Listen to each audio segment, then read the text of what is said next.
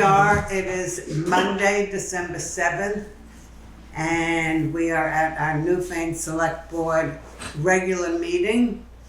And we are here, and some of us are here in person in the town hall, Christopher Williams and myself, Marion Dowling, and we have Angela Sanborn and Shelley Huber on Zoom, and I was told that Mike Fitzpatrick will be here shortly. So I'm calling the meeting to order, and I'd like to know if there are any amendments or additions to the agenda. Okay, so we move on to approval of the minutes. The first minutes are for the regular meeting, which was held on November 16th. Does anybody can make a motion to accept? I make a motion to accept. I'll second it. Okay, any discussion?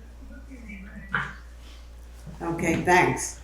All in favor, please say aye. Aye. Aye. Aye. Okay. Aye. Okay. Any opposition? No, so the motions of November 16th passed, and we're up to November 23rd, which was a budget meeting. And if somebody would approve those minutes, I will. okay. A second? I'll second. Okay. At that meeting, we had Chris Williams, Angela Sanborn, Mick Fitzpatrick, and myself, and Shelley Huber was absent. So we need, So what? we need 3 of you to approve those. To approve them, yeah. Okay, any conversation about the budget meeting before approval? All those in favor say aye. Aye. Aye. Okay, we have a quorum that voted in, so that's it. I have to abstain, I wasn't there. I'm sorry, what? Were you confirming on the minutes? Yes. Okay, I wasn't there, so I couldn't. Right, yeah, I mentioned that you were absent. Okay, thank you. Okay, next on the agenda is the road commissioner and road foreman's report. Jay, can you begin, please? Can Jay hear me? The Sawmill Road entrance has been paved and side dressed. Depot Road culvert, we have a new contact for the easement on the Fickett property. And Bob Fisher's working on this with the new attorneys for the bank that owns it. The traffic safety audit has been completed for Newfane Village. We should put that on the agenda for the next meeting to discuss the next steps to take. The sand salt shed, the right-of-way certificate has been completed by Bob Fisher, and V-Trans has accepted and approved it. So now it's back into the engineer's hands to continue on. The Archbridge was not put out to bid in November as scheduled. It was put on hold, but last week they were finally given the go-ahead to advertise it at the end of December. And we're having Daniel's Construction delay the I'm not sure how this is going bridge until spring. They would have had the bridge down to 1 lane for 4 to 6 weeks, and that would have been difficult for plowing and a hazard when slippery. So we decided to have them wait until spring to finish that. And that's it. Okay. Chris, do you want to add No, anything to this? that's good. Okay. So anybody make a motion, please, to accept Jay's report? I will. Is there a second? Second it. I didn't get a copy of it, so, but thank you. You're making a second, Shelley? Yes, I'm seconding it. Okay, thanks. Any discussion about the report? Okay, all those in favor of accepting the road foreman's report, please say aye. No, Aye. Aye. Aye. And Shelley, aye. Okay, so we have 3, Juanetta. You have 4. Yeah, what? You have 4. Was Chris allowed to? Mhm. Oh, okay. No, I thought you said before you couldn't say anything. well, I didn't want to say. Okay. that. Okay, thank you. Thanks, Jay, very much. And thanks for the report and all the things you're doing. Next on the agenda is the treasurer's report. Actually, she had to reschedule, but you do have in your packet the budget report. It was emailed and I included it in the packets on the table. Packet on the table. Yeah, it's just the end of the month budget report. This? Yes. Okay, So she will be at the next meeting. okay. So that's it, okay. So, we have the budget written down here for everybody in their packet. Is anybody who wants to please approve the budget report? Angela, Shelley, Chris? I think we should postpone it until next meeting when she's here. Okay, I agree with Christopher. okay. Tabled. So we'll table it for next week, if that's okay. Shelley, do you vote for that? I can't hear Shelley. It would be tabled until the 21st. Is that okay, Shelley? I don't think she can hear. She's responding, but we can't hear her. You're Shelley, still we can't- muted. She's talking, but Shelley, you're muted.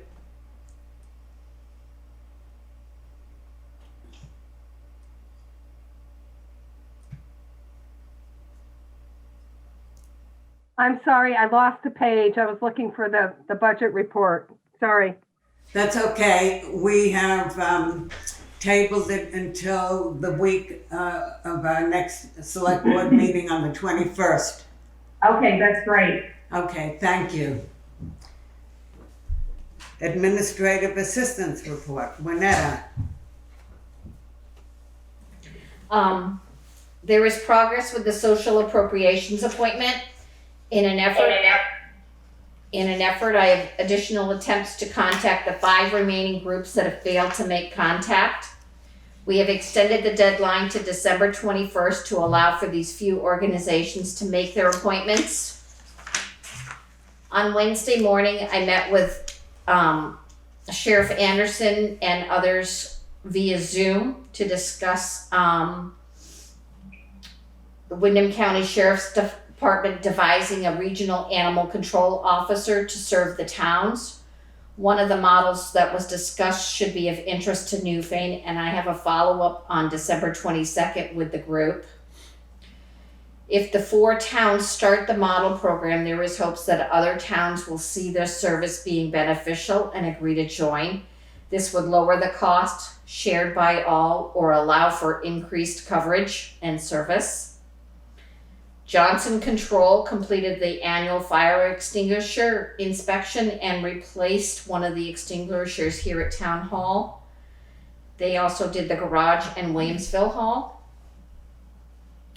I would like to take December 23rd and 24th off as vacation days. And when I come back to work on the 28th, I will be getting the town report in order to go to the printers by the end of January. My intentions are that we should have the report back from the printers to be mailed no later than February 11th. I would also ask that all information and reports for the town report be sent to me no later than December 28th. Okay, thank you. Let's make a motion first to accept, and then we can have a discussion if necessary. Somebody, I'll make a motion to accept Juanetta's report. okay, I'll second it. okay. So any conversation about Shelley, Juanetta's report? I'm sorry.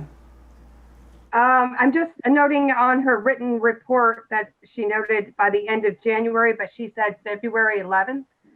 That's when I would have the reports back from the printers to be mailed. Oh, okay.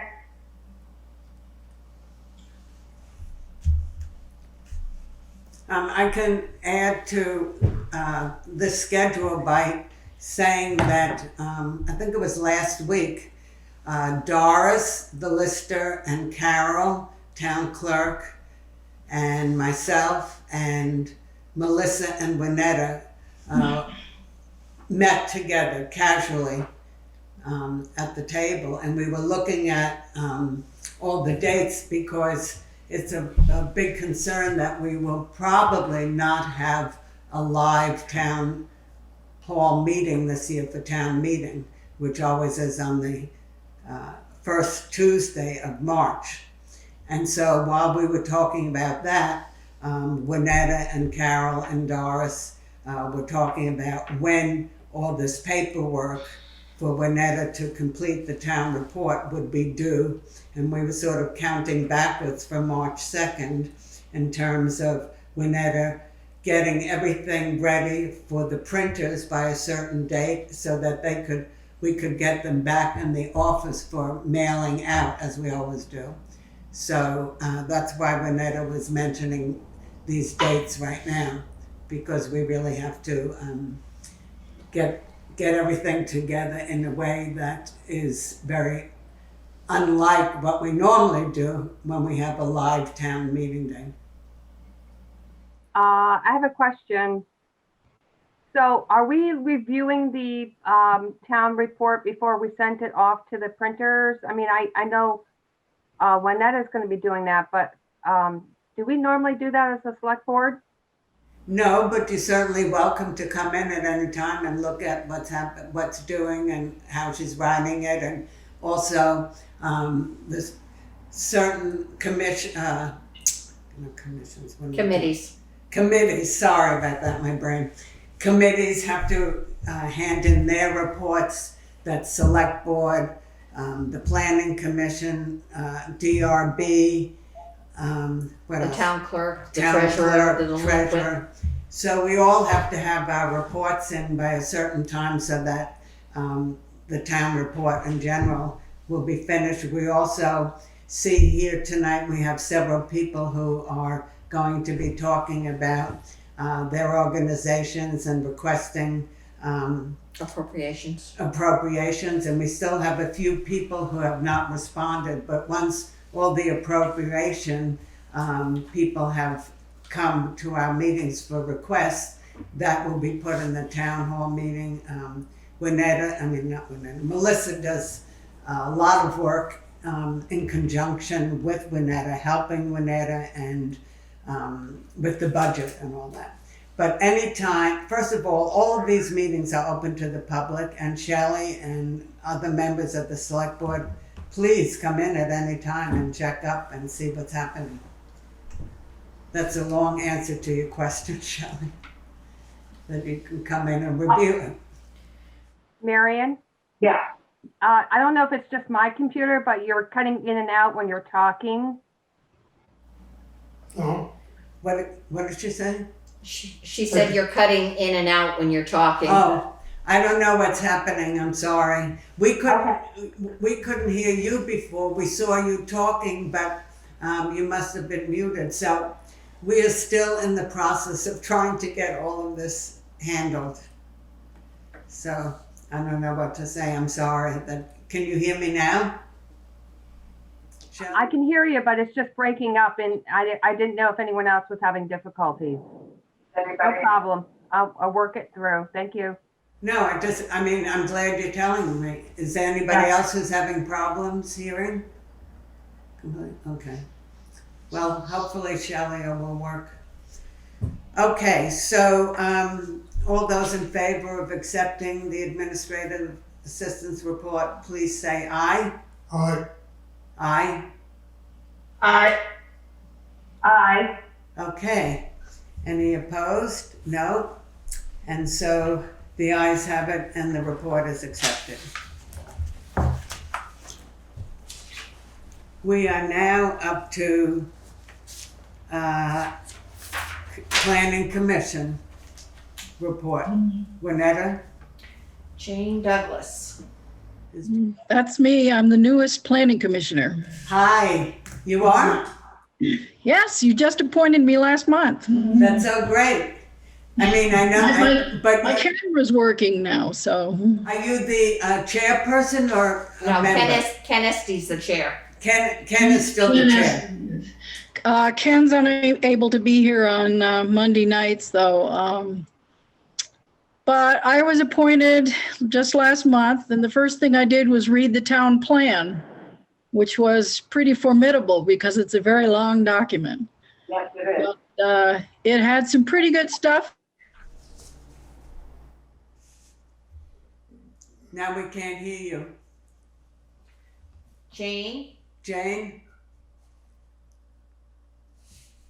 Jane? I think, Which I thought that sounded good. Like we don't bring the skiers in. The skiers come to other skiers in other towns, but they matter to our economy. So one of the policies under there was that we should encourage the development of home-based work. And especially with the COVID pandemic, boy, do we know how home-based work is for a lot of people the only way to have a job, as well as being able to work from home for school or college. And for all of that, you need electricity, which we have, and you need reliable access to the internet, which we don't all have. Only about 71% of the Newfane has access to reliable internet. So from the cable company, the cable company is also just converted from Southern Vermont Cable to Comcast. And Comcast has indicated to several people who have asked about being attached to the cable that they're not going to run any more wire. It doesn't pay for them to run wire down roads with not enough houses on it to support it. So brings up the Deerfield Valley Communications Union District, which is a group that Mr. Stephen John is representing here. But I personally thought it was pretty darn important that we jump on this bandwagon because we should have been on it a while ago, I think. But I think we need to talk about getting the town of Newfane all wired up and close that great digital divide so that all our kids can get a good education. But I'll let Mr. John explain more what the Communications Union District is all about. Mr. John? He's on mute. Yeah. Can you hear me now? Yeah. Yeah. Okay, good. I, Yeah, I'm the elected chair, vice chair of the Deerfield Valley Communications Union District, and it's so named because it started with 5 towns, were primarily in the Deerfield Valley. At our last town meeting in March, the towns of Marlboro, Halifax, Whitingham, Stamford, and Stratton all voted at town meeting to form the Communications Union District. Subsequent to that, 14 other towns have joined. We're at 19 now, including your neighbor Dummerston and Marlboro and Wardsboro. And anyway, we're pretty much universally represented across the Windham County. We include 2 towns, Stamford and Reedsboro, who belong to Bennington County, and also Weston has joined this CUD. And everyone's purpose is the same, to make sure that there's a path to being connected, a viable way to be connected that is not dependent upon the profit motive of the private companies, but rather contracted for that service. That's the reason why we have some hope of getting the people who basically are residents in the upper elevations, mostly the hills surrounding West River or even the Connecticut River and Deerfield, to be able to enjoy adequate access to the internet for the purposes that Jane spoke of. We've been in business. We were organized in April. There is statute, which I have printed out here. It's we're established by statute as a unique municipal entity. We are unique as a municipal entity because we have no authority to tax. We have no authority to raise money. So how do we get the job done? We do qualify for a revenue bond, and the revenue bond it's very clear in the law, would not be paid back by the citizens of the towns, member towns. It would be only paid back through an additional fee on top of the monthly charge for service that would go to pay the indebtedness that might be necessary, in fact, essential, unless there's more grant money available to actually build out and connect your homes that are not well served at this time. I think I'll leave it off at that. The law is Title 30, Public Service, Chapter 82, Communications Union Districts, and it goes on for 4 or 5 pages, but it does explain all the authority, rights, and responsibilities of this new unique municipal entity. Now, the legislature wouldn't have done this if they weren't desperate to find a way to get everyone connected in Vermont. That's really our problem. The digital divide is only too apparent since the advent of COVID. It always was present before. I've been living in Marlboro since 1978. And I have waited a long time to be connected, well connected, and I'm still not sufficiently connected to meet the minimum federal standards. I served originally on a committee in Marlboro and still do. That's been in business for 15 years to try to get something to happen. We've talked to vendors, we put out RFPs, and we finally said, heck, we better take advantage of this new law to see what we can do, because it's not getting done the way we're going. Questions? No, I have no questions, but I'm shocked that so many people still don't have it, particularly since Comcast and Xfinity were here.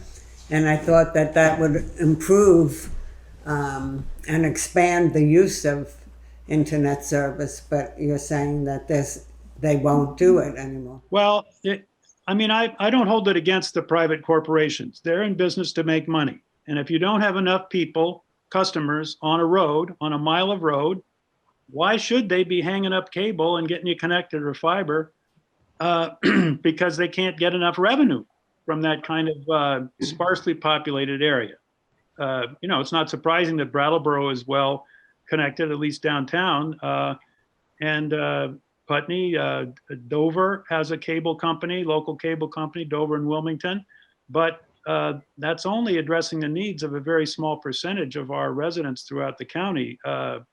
Average overall is 30% unserved. And in some towns, such as, let me read a few numbers here to you. I don't have actually Newfane's because I only had the towns printed out that were members, the 19 members we have now. But, in Stamford, 80% of the people do not have the minimum standard connection of 25.3. And in Marlboro, it's 82%. In Halifax, it's 99%. Wow. I mean, we have some really, actually, the Deerfield Valley Communications Union District has 4 towns of the 5 that are the least served in the whole state. Wow. And that's partially because of our mountains. We're not accessible to cell towers, Wi-Fi coverage, through cell towers, rather, cell coverage. I mean, there are logical reasons for this, but I don't think that we should just sit by and say, okay, well, we'll see. Finally, somebody will come and save us.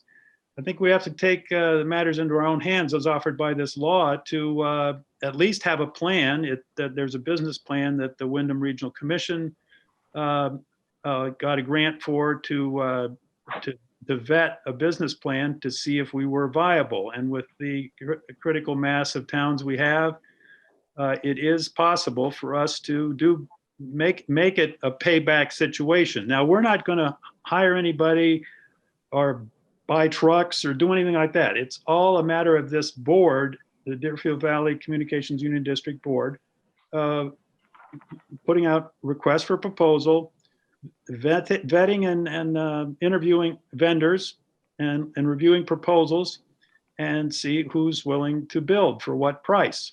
And whether they own it through a public-private partnership and we control it, or we own it, that all remains to be seen. There's a lot of contracting and complications in a design that would really, truly connect every premise that wanted to be connected to fiber fiber connection. And the advantage of fiber, if you don't know the difference between that and cable, is that fiber has the capacity of carrying a much broader bandwidth, carrying much more information at the speed of light faster than any cable can. And it actually is faster than any satellite can. And the fact is, as we have more needs for more needs for communications, we'll want to use more and more of that bandwidth. And the cable is limited, as well as the satellite. You may have heard a lot about satellites. They're great. They're great for coming down with the message. But if you want to send your video up, that's going to be a problem. That's the limitation. But fiber is a glass hair fiber. You know, it's going both ways at the speed of light, in and out. The same. It doesn't matter. It doesn't matter. Whatever bandwidth you want to have, you pay for, and you'll get it up and down. I have a question. Sure. The revenue bond, Yeah.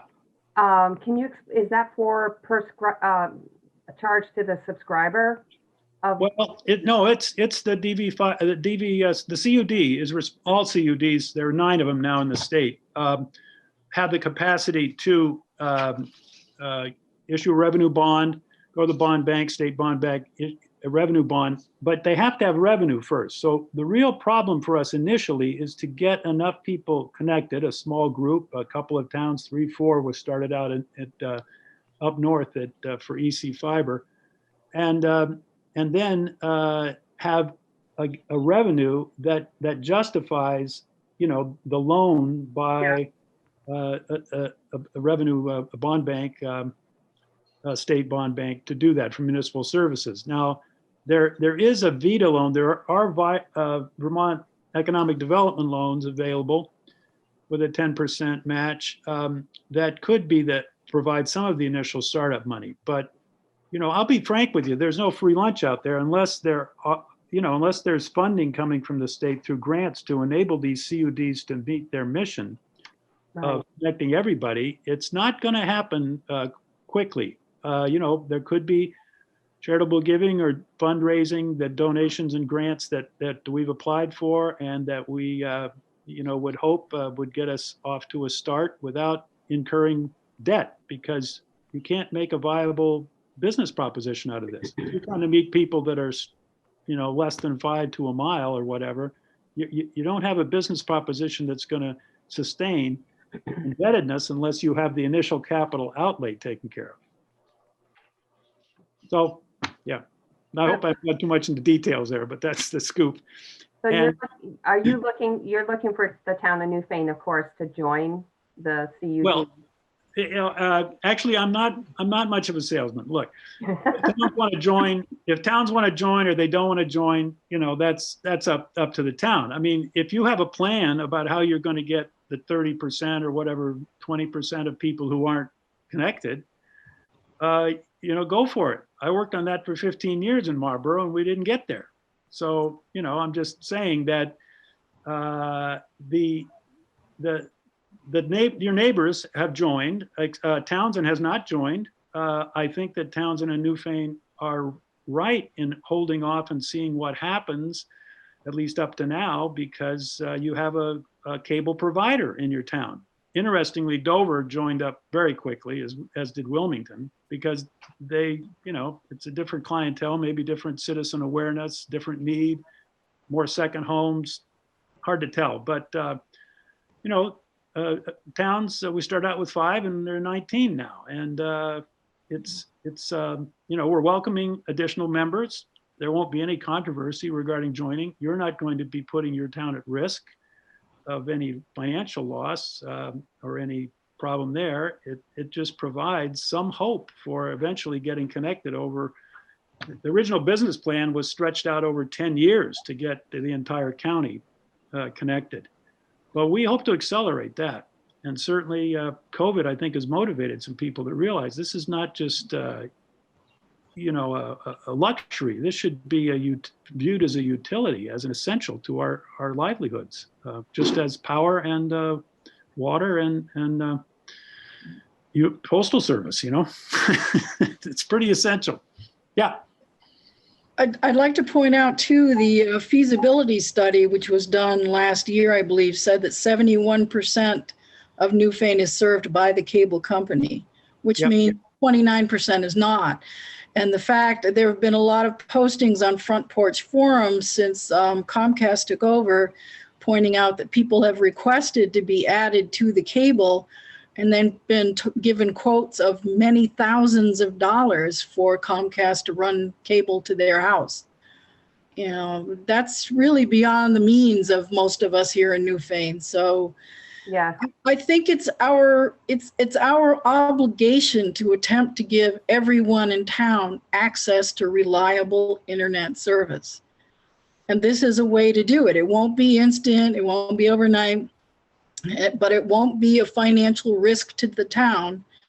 It does ask that we have 1 or 2 or 3 representatives on the governing board. And I guess I'll volunteer to be the first one. I would hope that we could find some people who are perhaps more familiar with the cable business than I am. I was a computer programmer, so I do understand the technology, but as far as the business model, I'm hoping we can get some other people interested in that. But we do need the town select board to vote to join, which would, I think it would be a very good thing for us to do. It's something to do for the people in our town who can't afford cable at this point. May I speak again? Go ahead. To follow up, one of the principles of our CUD is that it is universal. We want to connect everybody universally, and it needs to be provided in a progressive way, in a way that actually subsidizes those people who are less economically able to connect, so that it isn't a matter of just the rich getting connected because they can pay the $200 a month and the $5,000 to get the cable run into their house. We are determined to stick to this principle of universal opportunity. I think it's the only way we can address the digital divide in a way that will benefit all members of our community and certainly be a great boon to our economic security and social connection. I have a question, Jane. Is Jane there? One of the ways that was mentioned by Stephen was to apply for grants. Is that correct?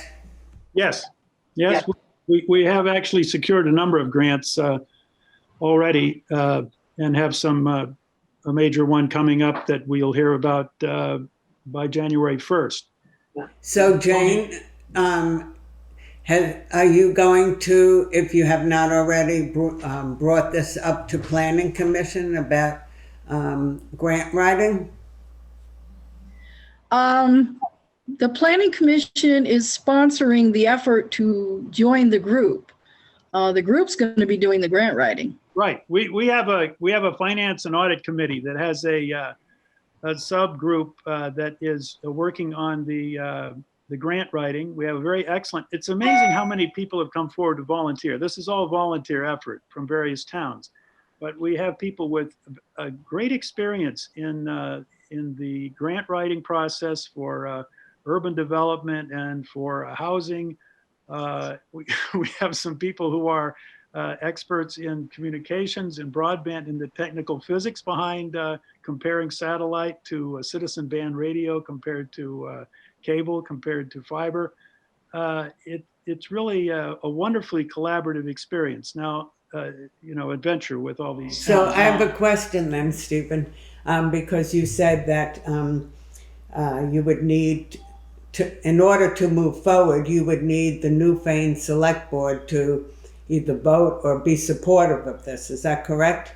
Yes, you would request to be a new member, a member town of the Deerfield Valley Communications Union District. That's the motion that would be discussed and so there would be a motion made, just what you said, And then the, Motion made to request membership of the Deerfield Valley Communications Union District for the town of Newfane. okay, and that's the only thing that the select board would need to do now is to vote even yes or no, aye or nay. That's right. That's right. But let me just scope out the other issue that Jane spoke of. It's very important that the reason for Newfane to join is to have your representative appointed by the select board at the table when the Deerfield Valley Communications Union District is making decisions about the budget. By the way, Wednesday night, this Wednesday, we will meet to approve the budget for the calendar year 2021. Now that's kind of a budget that'll be revised a lot, but at any rate, I'm just pointing out that's the business that the board does, and the board is equal representation of every member of town. Each town has one member and one vote. So we would need to have a representative assigned now for next week, is that correct? Well, it would be grand if you did. It's not essential, but if you want, I'd love to introduce whoever was representing your town when I make the motion to accept your request to as the newest member. Does it have to be a member of the select board to be on the representative? No, there are very few select board members on this board. They're usually too busy with other things. Right. We have a member of the select board from Guilford, Zon Estes. He's also chair of our communications committee. And I think that's about the only select board member. Oh, Ann Manwaring, our chair, is also a select board member in Wilmington. Okay, the only thing I can think of right now, since you need this next week, and we're on Zoom, I would have to propose to all those people who are on Zoom right now to see if anybody who's present tonight would like to be a representative. Right. Well, I think Jane Douglas has already suggested, and I think this is something that we have heard about previously, and I highly recommended our town become members of this CUD. So I would like to make a motion to request to become a member of the Deerfield Valley CUD at this time for the town of Newfane. Okay, so that's great, Shelley. So first, Jane Douglas said that she would be the first person to say that she would be a member or a representative, right? And now you're saying you would also step forward and be a representative? No. Does she make a motion to be a member of the Deerfield Valley Communications Yeah, District? that's what I'm saying. The town of Newfane to be a member of the district. The town of Newfane. Okay. So I'll we need a second Shelley's motion. Thank you. Okay. Any discussion? Okay. So we have 4 people here tonight from Select Board. Mike Fitzpatrick is not here. So all those in favor of supporting Newfane becoming a member, is that correct? Yes. Of this committee, please say aye. Aye. Aye. Aye. Okay, we have four ayes, and that's it. Yep. So now I'd like to make a motion that we appoint Jane Douglas as a committee person to the CUD. I'll second that. Okay. Your representative at the DVC. Representative, yes. Yeah. Okay, all those in favor say aye. Aye. Aye.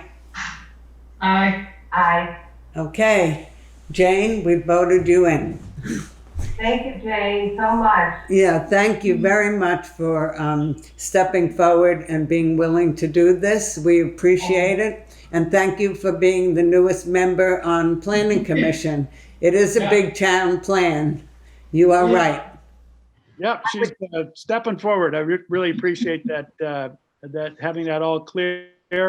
What will happen now is I will ask our clerk of our board David Jones, to send your clerk the proper form that the select board would sign for the appointment, and and then I think your town clerk has to attest that it was a motion at the meeting that was properly voted. Her name is Carol Hesselbeck. Yeah. That's Carol Hasselbeck? Yes, Okay, she's the town Alright. clerk for Newfane. yeah, thank you. Well, thank you very much for your presentation. Yeah, Yeah, I learned a lot tonight. And yeah, there is a website. You can go to dbfiber.net. Anybody, the public, can see the member towns and the minutes of all our meetings. It's all open meeting, and we certainly welcome Newfane, and I'll make that motion. It'll be my pleasure, and I'll introduce Jane Douglas as your representative Wednesday night at 5 o'clock. okay, thank you, Stephen, very much. And thank you, Jane. Thank you. Bye-bye. Thank you, Jane. Bye, thank you. Okay. That's it, right? We are up to unscheduled members of the public. No, we're up to scheduled No. members of the public. The I mean, appropriations. Excuse me. Scheduled members of the public, and we have several people who are joining us tonight to talk about their organizations and express their requests for appropriations. So, Juanetta, I'm going to have you run this part of the meeting, please. Okay, so Karen Peterson from the Brattleboro area AIDS Project of Southern Vermont is our first. Karen, are you there? I am here. Thank you. Hi, Karen Peterson. I'm the Executive Director of the AIDS Project of Southern Vermont. I appreciate this opportunity to tell you more about our work. The AIDS Project of Southern Vermont is a regional AIDS service organization providing services in Bennington and Windham counties since 1988. Our mission is to provide direct services to those whose lives are affected by HIV and AIDS, to offer education to prevent its spread, and to promote understanding within the communities served. Our prevention program offers safer sex supplies, HIV and hepatitis C testing, syringe exchange, naloxone, which is also known as Narcan, treatment referrals, and case management to individuals at highest risk of contracting HIV. To individuals living with HIV or AIDS, we provide case management, limited financial assistance, advocacy and referral, and a nutritious food program. This past year, we served 91 people living with HIV. We distributed 18,715 pounds of dairy products, frozen or non-perishable foods, 1,865 household and personal care items, 720 grocery store cards, 180 farm stand gift certificates to 68 of our clients and 52 of their family members. 501 individuals accessed our syringe services program, HIV testing services, or educational presentations. 2,400 safer sex supplies, which are mainly condoms, were distributed in the community through our collaborations with the Brattleboro OBGYN, Grace Cottage Hospital, Parks Place, and many others.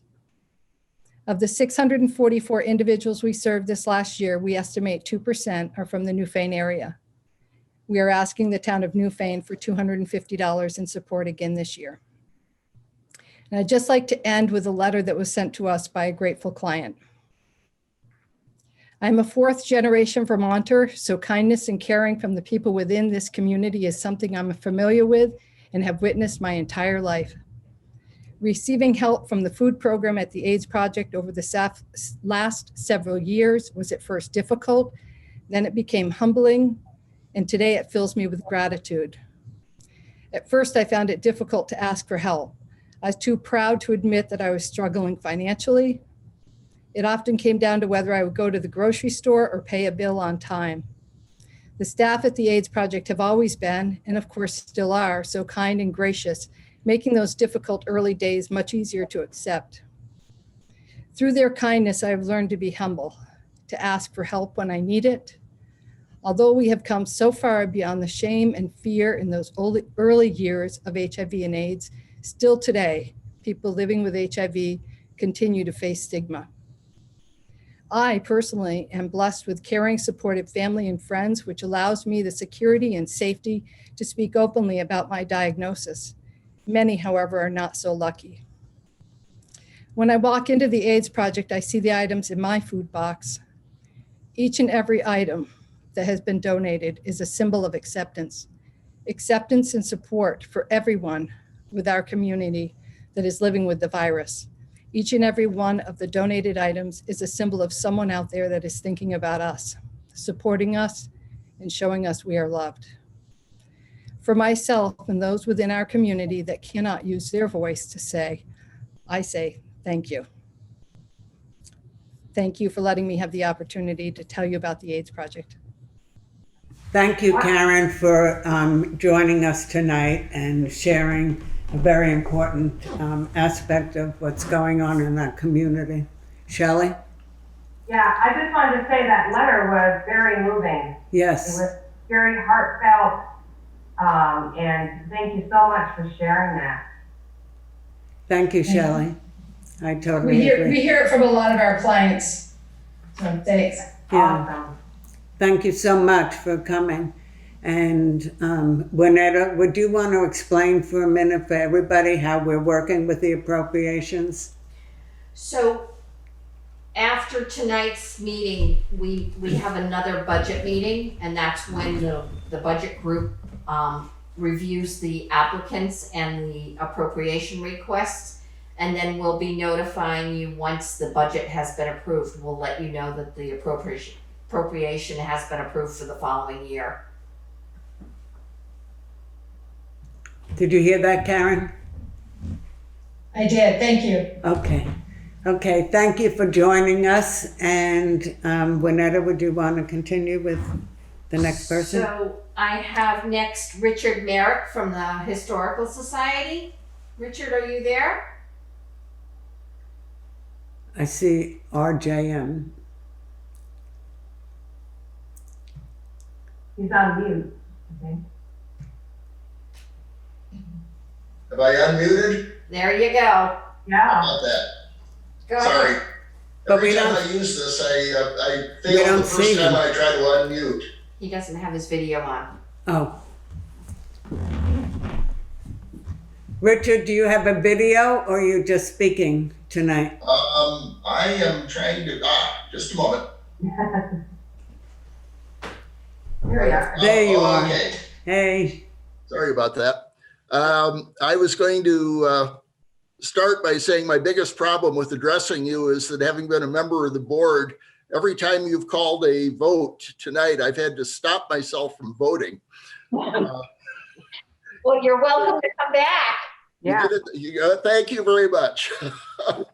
I'm here for the Historical Society. We have been part of Newfane since the 1920s when we were established. We built our museum in the 1930s. With a fit of ambition, we decided to add another museum in the form of the Railroad Museum about 3 years ago. When we were founded, as far as I can tell, possibly Brattleboro was the only town in Windham County that had a local historical society.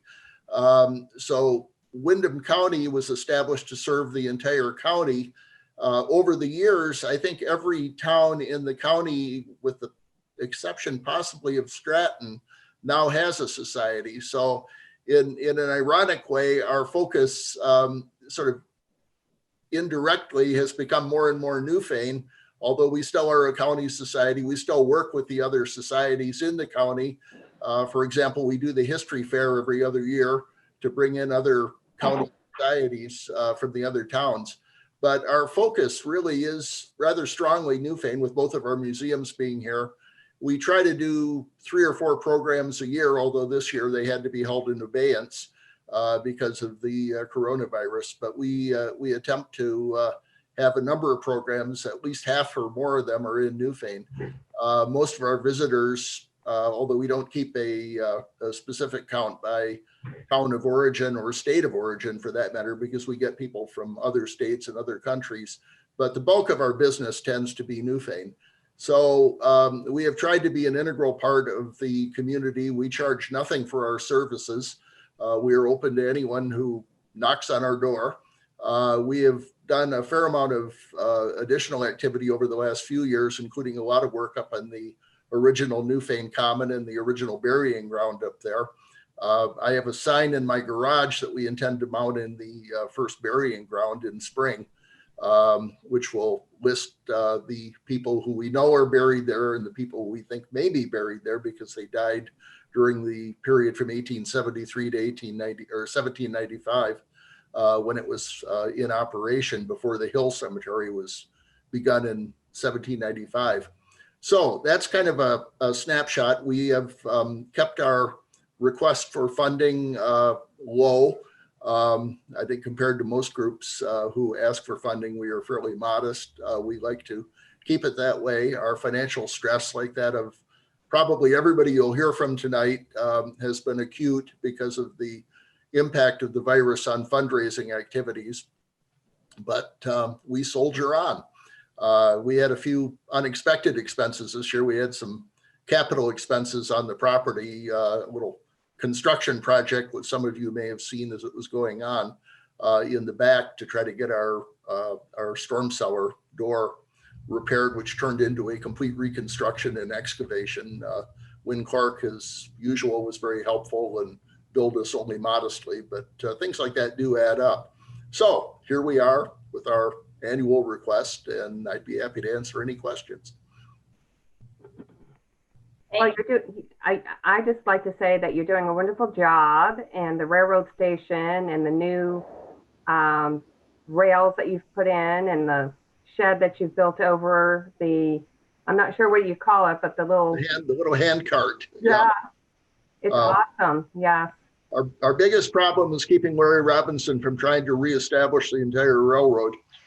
No.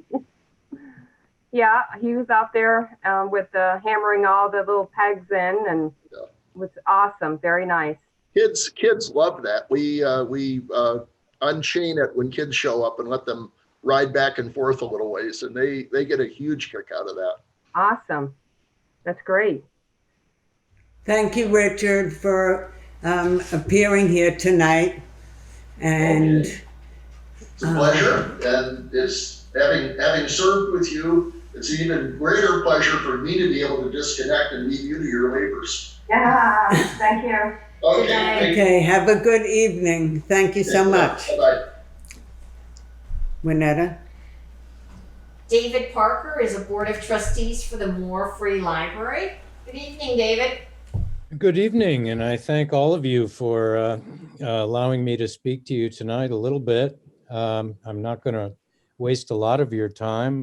The letter that we sent requesting $750 from the town of Newfane probably explains better than anything I could add to it tonight. But like everybody else, it's been a tough year for us.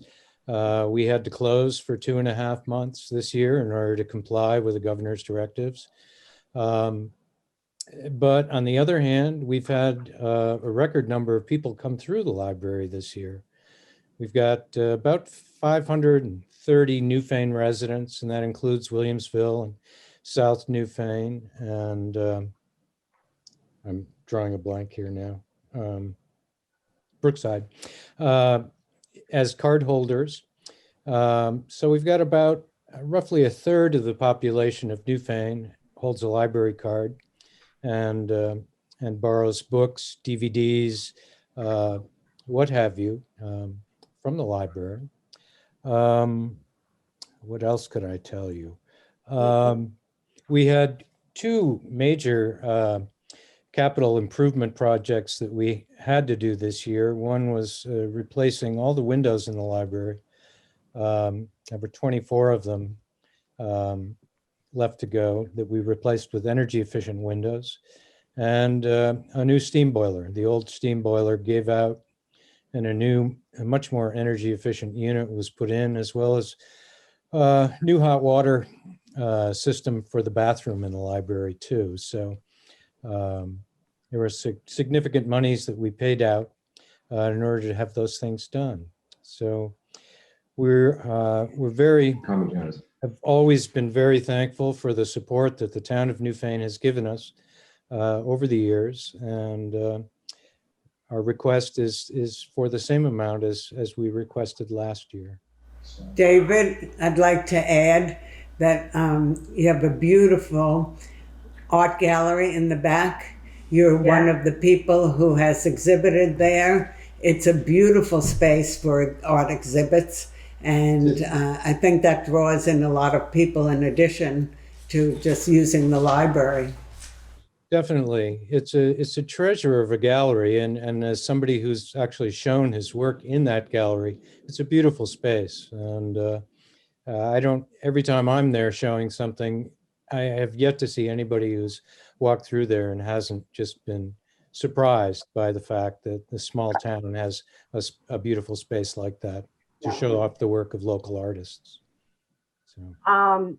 Also, it does have the Wi-Fi hotspot, and I can't say enough about Erica Walsh, the librarian.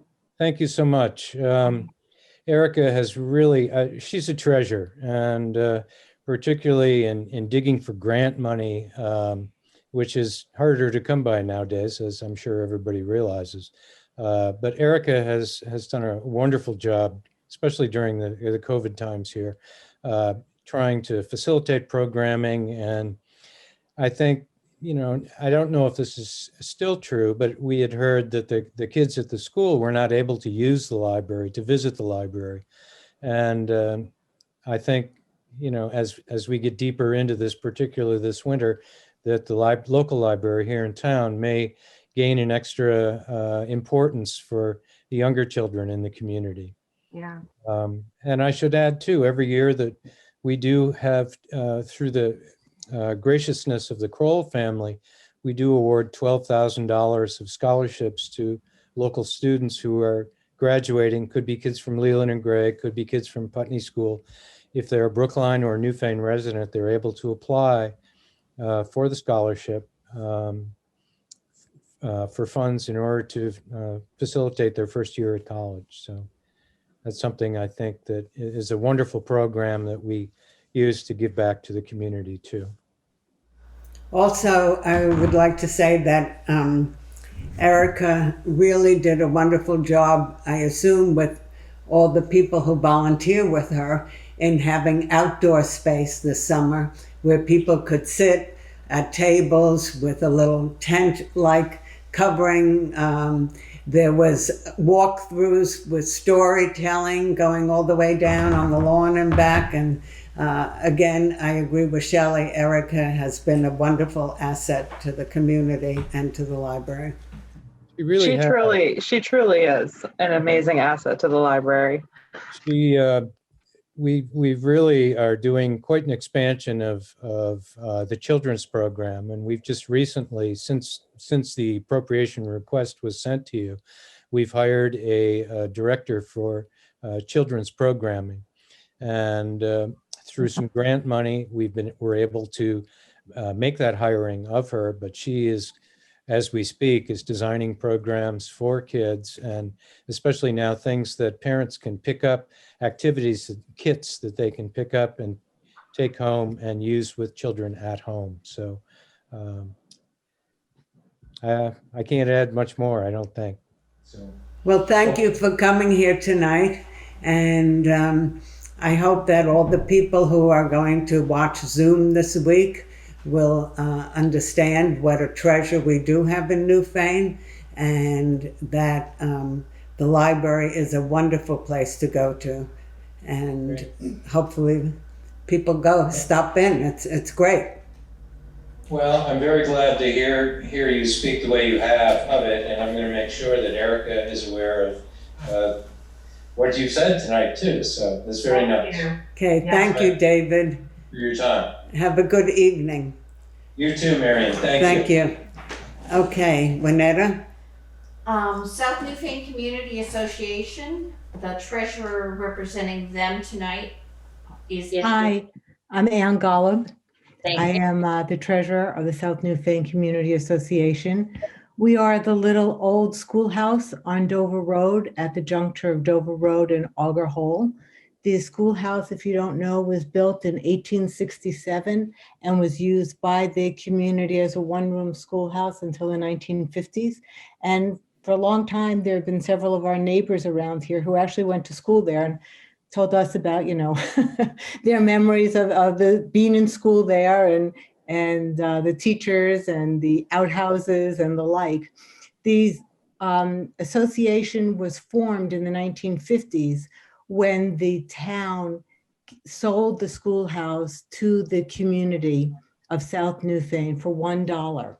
And it has been maintained ever since then as just really a community asset, a place for people to get together. We've had parties there, we've had classes, we've had a craft show for a couple of years. It is an absolutely lovely, lovely spot. 2 years ago, when my son was getting married in our backyard and it poured and poured and poured, we were able to actually have the wedding at the schoolhouse. It is just a treasure of a building. It retains all of the qualities from the 1860s and still has the outhouses there. We did put in a chemical toilet, but we have chosen not to put any plumbing into the building as a way to keep the costs down. Over the years, we have been able to sponsor many different events there. Anyone in any of our towns, in any of our communities in Newfane is more than welcome to use the facility. We request a very nominal contribution. Local families have had their kids' birthday parties there, meetings. It is a beautiful place just for people to be able to get together. Anyone who wants to use it, again, is welcome to do so. The key is anyone who lives here knows where the key is kept and can go in and use the space. And people use it to practice. We have some singers in the community that will go there and sing. Obviously, during COVID, it has been less used, but we do expect that will change because I do believe eventually COVID will be over, or at least this phase of it should be.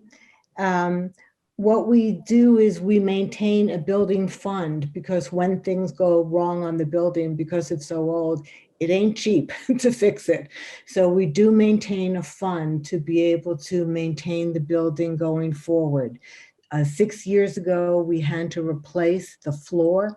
It had been there for 150 years and it wasn't going to last any longer. So we replaced the entire floor 6 years ago. We were able to do that both through the funds that the town had appropriated, through fundraising that we did, and through a number of grants that we were able to receive at that time. We are now believe that probably in the near future, we're going to need to replace the roof and paint the exterior of the building. So we are looking forward to building up the funds that we will need in order to do those repairs. And undoubtedly, we will need to also do outside fundraising for grants and to foundations, and then doing fundraising within our community. So the funds that we receive from the town of Newfane have been invaluable. Anyone who hasn't been inside the schoolhouse, I recommend it. It's a little piece of stepping back in time, and it is a gorgeous, gorgeous, wonderful, historical asset that we have in our community. It's very Thank you. nice. Yes. It is. And how would somebody contact you to schedule space time, Carol Ross is the one who keeps our schedule, but if they contact any of us on the board, we'll make sure that you get taken care of. Okay. And it's an awesome historical asset. It really is. In South Newfane. Yeah. Thank you so much for your Thank effort. you. Thank you, Anne, for presenting.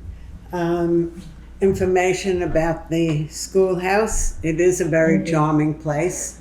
And I'm glad that Shelley asked the question about how to contact. So it would be Carol Ross. And Correct. she's, Carol Ross keeps our schedule. But okay, if anyone didn't have Carol's contact information, feel comfortable to reach out to me and I can get you the information. as well. okay. Is there information on the door or anything in case somebody came up to it or something, was interested in knowing anything about it? You know, we used to maintain it on the bulletin board outside, and I don't remember if it's there right now, but I will check that. Yeah. Thank you. Maybe Carol It's been there in the Ross, past. and maybe Carol Ross would contact Juanetta Powlin, who is the administrative assistant to the select board. And maybe she herself could give Juanetta information so that we have it here in town if somebody needs to find her. You know, now that we're talking about this, we did set up a Gmail account, and I will make sure to get you both Carol and the Gmail for the schoolhouse. Okay, that's great. So Yeah, that let would be Juanetta know that. Great, thank you. Sure, thank you. Thank you very much. Okay, Juanetta. All right, Timson Hill Preschool, we have Rebecca McCuller. Oh, thank you so much for giving me the opportunity to speak. I am the director of Timson Hill, and we have been in Williamsville for 32 years. We serve children ranging in age from 3 to 5 years old. And about 85% of our families come directly from the community of Newfane. We are a NACI accredited 5-star program, which is the highest rating that you can receive as a preschool. And we're also a nonprofit parent cooperative. So what that means is our parents take an active role in the day-to-day management of the school, which helps to keep our costs low. We, within the last 2 years, have also opened a summer program, as there were very few in the community for preschool age children. So typically we will have anywhere between 10 and 15 children participating in our 8-week summer program. And I think that's all I have to share. We really appreciate the contribution by the town of Newfane. It helps us tremendously to balance our budget as a really small program. Our budget is kind of a shoestring, and particularly in years like this, when our enrollment has been sporadic, we were closed also for 3 months, and many of the fundraisers that we typically do involve gatherings. And so we've had to cancel all of those and try to figure out other creative ways to fundraise during this very interesting year. So we really appreciate so much the contribution that the town makes to help to keep our program going. And I noticed that you also have it available to, as a community resource, open to people for using it for events. So we have done that in the past. We haven't had any requests recently, but in the past, definitely. We also usually always have a big spring festival every May, and we have a bounce house, and usually we have, gosh, anywhere from 50 to 100 families from the community come out. We have pony rides. The Southern Vermont Natural History Museum comes out. Oh, nice. And so it's a really nice community event. Unfortunately, we weren't able to do it last year and likely may not be able to do it this year. But typically we, as a part of our accreditation, we're required to create community events. Oh.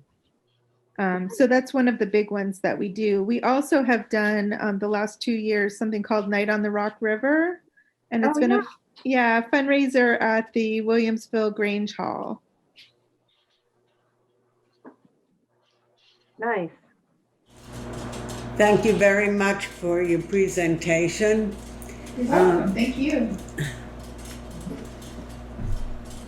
It sounds lovely. I know it must have been difficult during the time you were closed, but it's nice also to know that you have a summer program now for children. How do people find out about your school? So we have a website. It's timsonhill.org, timsonhill.org. We also are on social media. So we're on Facebook, we're on Instagram, and folks can email for information as well as at timsonhill@gmail.com. Thank you very much. No, thank you for your time. I have to say, as a parent who had children at Timson Hill, word of mouth is a big deal too, because it's got a very, very good reputation. Yeah. Excellent school. I am a little biased now because I'm on the board, but I got on the board because I love the school, and it's an amazing place. Oh, good. Thank you. All right. Okay, Juanetta? All right, so next I have the development specialist, Rachel Zellum, and she's here representing American Red Cross of Northern New England. Good evening, everybody. I'm thrilled to be able to present to you all sort of one of the nice benefits of COVID-19, if you will, is I'm based in Colchester, which is right outside of Burlington. So normally I likely would not have been able to make the trip to present to all of you. So thrilled to be chatting with you all and just jotting down lots of notes about how I need to come visit Newfane. It sounds like a wonderful community. If you hear any crazy noises in the background, that's my 4 and 1 year old getting ready for bed. So love the idea of cooperative childcare. Timson Hill sounds like an amazing facility. Just wanted to give you all a quick update on the American Red Cross here in our region, what we've been up to. This would have been a crazy year filled with change, regardless of everything going on in the world. We recently merged our regions. We had been the New Hampshire, Vermont region for many years. We merged with Maine. So we are now the American Red Cross of Northern New England. So there's always been Red Cross in Maine, but now we're all kind of a unified front serving the folks here in these 3 states. So that's been a big change for us. That officially happened right around April. And we are currently working, we have a new CEO, Stephanie Couturier. She's based out of Concord, New Hampshire, but she's been with the Red Cross for many, many years. She was actually my direct boss prior to taking on her new role. So a lot of change, but it's all good. It's all very positive, and we're feeling really excited. We operate on a July to June fiscal year, so I can tell you a little bit about the work we did in Windham County in fiscal year 2020. We did not respond to any home fires in Newfane specifically, but we did show up for 15 disaster events, likely all home fires, that's what it most commonly is, and provided supportive services to 40 residents of Windham County in FY20. We installed 72 free smoke detectors in Windham County, and we did provide them for 1 home in Newfane. That's part of our home fire campaign. That's we do educational programming with young kids. We get smoke detectors in homes, help families build evacuation plans. Definitely, I sleep better at night knowing that I've learned from the Red Cross what we would ever do if the unthinkable happened. Through our services to the armed forces, we offer things like emergency communications. If a member of your family is serving overseas, it is the American Red Cross that would put you in touch with that service member should there be an emergency back home. So we're able to kind of navigate that very complex system of communication to get folks back in touch. We also do things for veterans right here at home. We have resiliency training programs. We work closely with the VA. In Windham County, kind of just under that umbrella, we touched 23 active and veteran military members. We held 300 blood drives in Windham County last year, and the blood products we collect, they go right here to our local hospitals. So we love being able to keep blood on the shelves. It's a very important part of what we do. Several months into the pandemic, we started also testing for convalescent plasma. So, anyone who has had COVID-19 has the antibodies. So we started testing all the blood donations we get for antibodies, which is a little bit of a benefit to the donor. It lets them know if they have been exposed to the virus or not. But then they can also choose to come back in and donate their plasma. And there is some research that can be supportive in therapy for folks who are very ill. As with many things COVID related, that science is constantly evolving. So I'm not here to say that we are solving it, but certainly doing our part to try to help. We also provide first aid CPR training. We did 271 Windham County residents were certified by a Red Cross trainer in FY20. And throughout Windham County, we have 17 volunteers. So folks who give us their time and their talent because they believe in this work and this mission. Our workforce is about 90% volunteer based. So as a paid staff member, I'm in the minority, but it really helps drive home kind of the importance of what we're doing, because we see so many people who give so much of their lives to support it. I'm requesting just a renewal of support we've gotten from Newfane in the past. We're not looking for an increase this year. And we stand at the ready. If you ever need the American Red Cross, we are there. All you have to do is call. Nice. Thank you. And if people would like to volunteer with the Red Cross. Yes, I can give you a link, which is redcross.org/NNE, which is Northern New England. And there are some pretty easy to follow prompts that would get you there. But I'd be happy to send some more information about that to Juanetta, if that's helpful. That would be great. Sure, I will do that. Yeah. Thank you. It's amazing. I didn't realize how broad and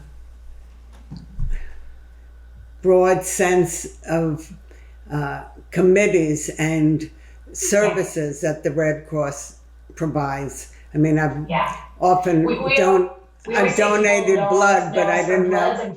Blood and floods, but we tend to be a little more than that, but certainly very proud of our work in those areas too.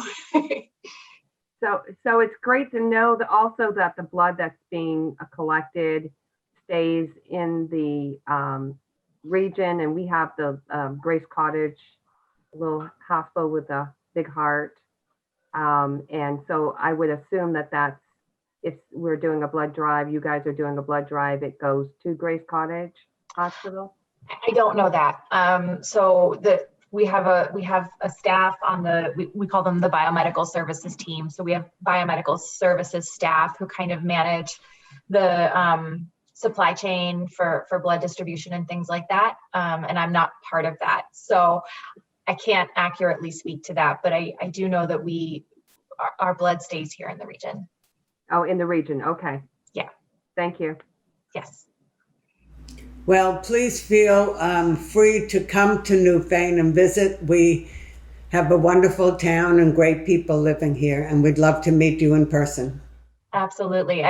My boys would love the Railroad Museum, I'm sure, among many other things. So thank you so much for listening. It's bedtime for the boys, so I'm going to hop off. But again, thank you so much for your time. Okay. Bye-bye. Thank you. Okay, so now I have a Director of Development and Communications from Groundworks. Her name's Libby Bennett. There. Thank you for having me. Groundworks in Brattleboro provides ongoing support to families and individuals facing a whole continuum of housing and food insecurities. Specifically, we provide a number of services, all of which are available to residents of Newfane and its villages. We provide a year-round shelter for families and individuals experiencing homelessness at Groundworks Shelter, which it was formerly known as Morningside Shelter prior to 2015, when we merged Morningside Shelter and the Brattleboro Area Drop-In Center to become Groundworks Collaborative. We run our region's winter warming shelter, which we call the Seasonal Overflow Shelter, which is open each winter from November through April.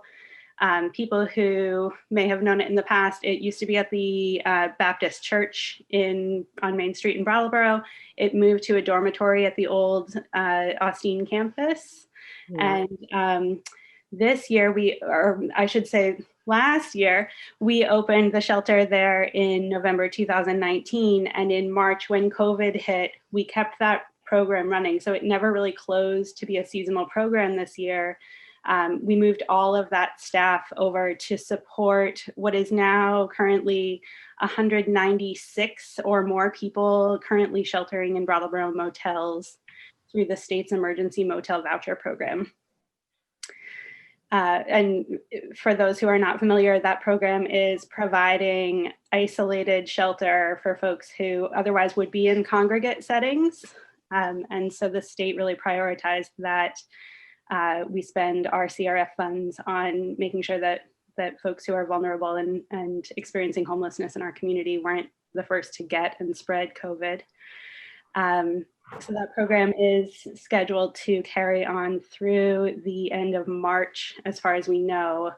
Things seem to change pretty quickly. But it means that the new building that we're building on South Main Street, which is designed to be our new daytime shelter and will be the seasonal overflow shelter, will open on April 1st so that we can move our staff back over from the motels back to our new shelter on South Main Street, and open the doors to the community who at that point will potentially not have a motel room to go back to.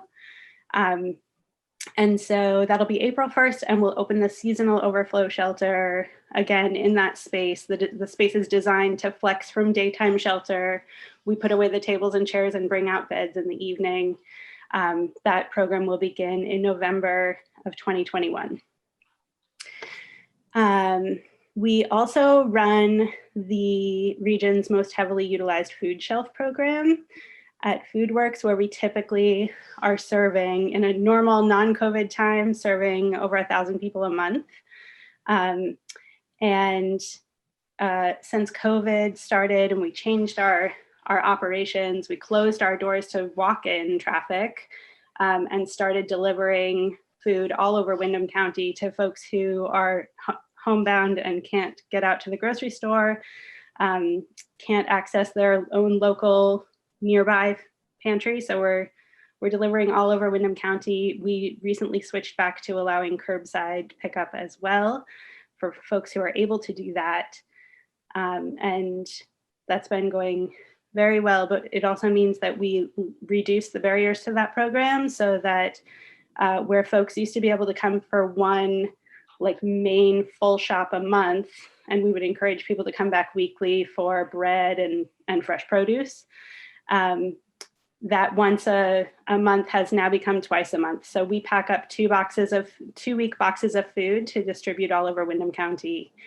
And of course, that program has seen an uptick with people who are new to experiencing food insecurity due to COVID. We also provide supportive services, including housing case management and a representative payee service. And I'm happy to answer questions if folks don't know what a representative payee service is, but I'll keep going for now. Last year, Groundworks provided services to 3,944 people overall, including 49 residents of the town of Newfane and South Newfane. So that's roughly 1.2% of our total clients served in fiscal year 20. Our FY20 budget was nearly $1.6 million. And as a percentage of total expenses, we can roughly figure that we spent around $19,000 serving Newfane residents last year. So we expect to provide service to comparable numbers of Newfane restaurants, oh my goodness, Newfane residents this year and next year, particularly with the recent expansion of our FoodWorks program and certainly with the effects of COVID-19. Groundworks is roughly 65% funded by state and federal grants, and we fundraise, including this process where we ask local municipalities for support for the remaining 35%. And despite the dramatically increasing need for our services, Groundworks is requesting a level funded $1,000 appropriation from the town of Newfane and its villages for FY22. Our budget for FY21 is just over $2 million for reasons having to do with this increased utilization of people sheltering in Brattleboro motels. And the vast majority of that increase is covered in grants from the state of Vermont and federal CRF funds. I think that's about it, and I will happily take any questions. Does anybody have any questions or comments? I have a comment. Thank you so much for helping the 49 residents of Newfane during their need. And I'm very excited to see the new center being built. I had seen the designs of it, so I'm looking forward to it being in operation. But you guys do an awesome job. Thank you. Thank you very much. Thank you very much for joining us this evening. And we really do learn from each and every person who has spoken, and certainly it's a very important job and a service that you provide to all of us around here, and we thank you very much. Thank you. I too am going to go put a child to bed, so thank you very much for having me. That's important. Okay. Presentation, Russell, Sandy, I'm sure it'll be great. Okay. Thank you. Good night. Good night. Okay. Juanetta. I have Executive Director Russell Bradbury-Carlin from Youth Services. Hi, welcome. Hello, yeah, thank you. Thanks for inviting me. This has been an interesting and fun process to both see how the town functions, hear some nitty gritty around the actual function of the town, but also seeing my fellow nonprofits, hearing what they're doing. Yeah, so Youth Services, we are in our 48th year in existence, and the town of Newfane has long been a supporter through your appropriations process of the agency. We really appreciate it. It's always been helpful and will continue to be. We run 18 different programs in Windham County, and I won't go over every single one, don't worry, but we put them into 4 buckets, basically 4 departments. So we have our youth development programs, our workforce development programs, our clinical programs, and our restorative justice programs. Every year, the amount of folks that we serve from Newfane kind of fluctuates. And last year, our last fiscal year, which is July through June, we served 21 folks from Newfane, which seems to be sort of a median that we often serve. And they were served by a whole host of different programs that we offer. So, but it seems like the main programs that were offered last year, or that were utilized last year, were our clinical program. We run we have a therapist who works with us, who works with youth and families who are struggling with substance abuse, either directly or kind of, the results of. So we had some folks who were involved in that. And then the other program would be our youth homeless and runaway prevention program. So we have a 24/7 hotline for any youth or family member who, a youth who's experiencing or about to experience homelessness, or has run away or a chance of running away. So we had some folks, mainly family members, utilize that. And then we have case managers who will work with the youth and families. If it's a runaway, we'll try to reunify. And if reunification isn't possible, then we will look to find a safe place for the youth to stay, usually with a family member, ideally. The other program I was actually really happy to see is that we have a relatively new program that were a few young people from Newfane were involved in, and it's a youth-led business. So a few years ago, we realized that there were a number of youth that we work with who don't, who kind of fall through the gaps around learning workforce development skills. And so we created a youth-led business that would really involve youth in every aspect of the business and to train them on workforce skills. Everything from communicating in a group and to being responsible for putting in a timesheet and what that looks like. And so we started a screen printing business, actually, that the youth named Demographics. So that's demo graphics with an X at the end. They came up with that. And we started running that program about 1.5 years ago. And it's a full-fledged screen printing business. And we've taken a number of orders from a lot of nonprofits and some from the schools, some businesses in the area. We did, with the COVID, we had to pause the screen printing business because there's no way for us to be able to do that in person. It has to be done in person. It has to be done relatively in a with people close by with each other. So the group of youth had pivoted. They've been restructuring how they want the business to reopen when it's safe to do so. And in the meantime, have been working on small, where they've been doing some printmaking projects, making holiday cards and selling those.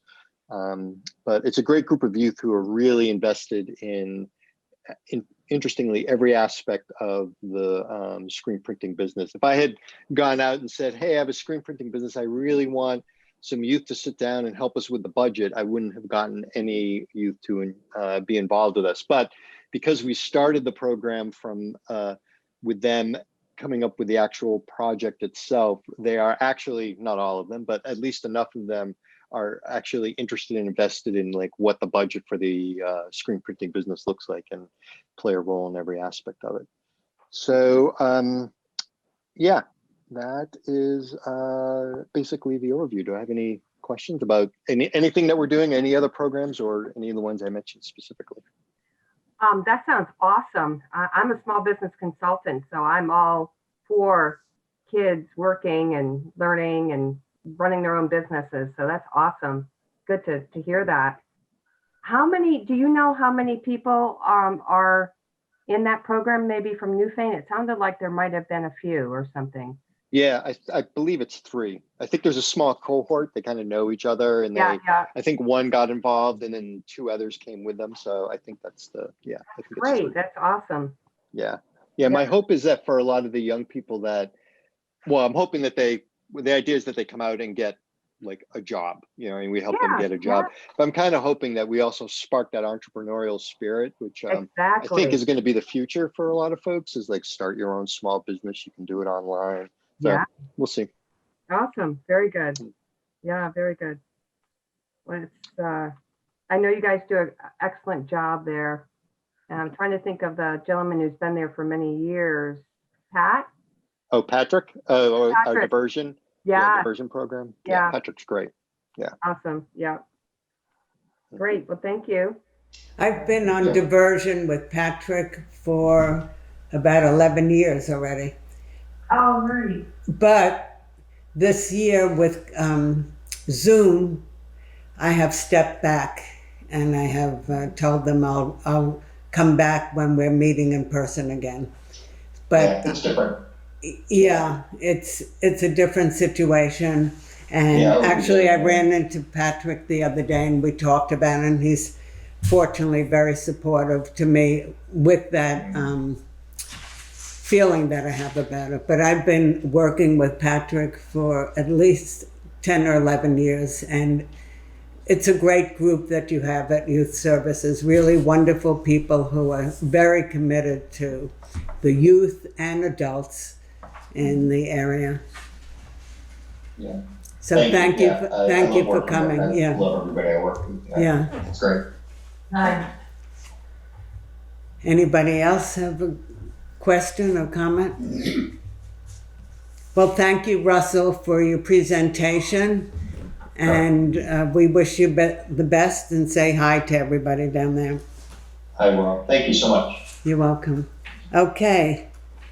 Juanetta? Next, we have Executive Director of Early Education Services. And that would be Sandy that's representing them. Sandy Stark. Hi, hello. I'm Sandy Stark. I am not the Executive Director of Early Education Services. I'm actually the Parent-Child Center Coordinator. And the reason that I'm presenting today instead of Deb Gass, who is our Executive Director, is because the funding that the town of Newfane contributes to us actually affects the Parent-Child Center portion of our organization. So that's why I was sent here today. And I'm also the one that has sent all the information into the board. So I wanted to thank you so much for your support that you've given to early education services over the years. I will give just a little bit of an overview of early education services. I did send in, and I assume that the board has access to the town write-up, the write-up that I did on EES for the town report. That will give you a lot of specific information about our programs, as well as the numbers of Newfane residents that participated in each of those programs. Do you have access to that? Do the board members? Well, those reports will be in the annual town report. I made copies of the application that you gave, and it lists 47 residents that you served. Okay, so that, but not necessarily the full report. Okay, the full write-up. Well, then I'll give you a little bit more of an overview than I planned. That's fine. So early education services, we are the regional parent-child center. There are 15 parent-child centers across the state of Vermont. And we also have Head Start and early Head Start services as well within our organization. Just to give you a sense of what parent-child centers do in Vermont, parent-child centers provide support to families with young children. And so that includes home visiting, parenting classes and support groups, information and referral services, as well as a variety of other services to help families with young children. And the whole purpose of that is to give kids a good head start, to give families the support they need so that their kids can do as well as they possibly can. And so that is our purpose, is to provide those supports to families. And my role as the Parent-Child Center Coordinator is I oversee a lot of the Parent-Child Center programs. And those include programs like the Welcome Baby program, which is a program that does home visits to families who've recently had a baby or have a young child. And in that program, we give parents a lot of information on the resources that are out there in the community, connecting them to those resources, and also just providing them with support, because being a new parent is pretty overwhelming. Of course, that has changed a lot during COVID. For 3 months, we were doing no Welcome Baby at all. Unfortunately, we are now just dropping off bags and connecting with parents over the phone. Hopefully someday we'll start doing visits again.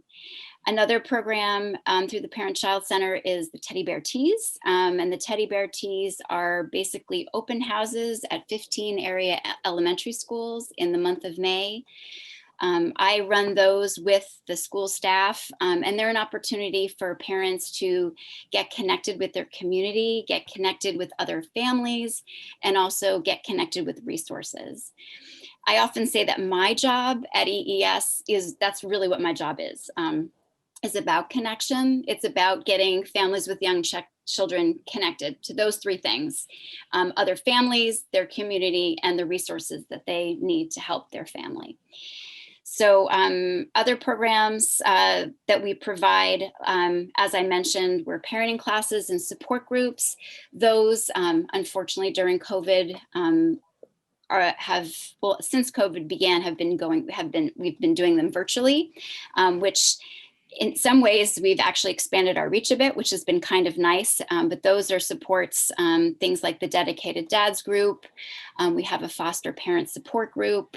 We have, as I said, parenting classes that we provide. And I did want to mention that all of our services that we provide through the Parent Child Center are free of charge.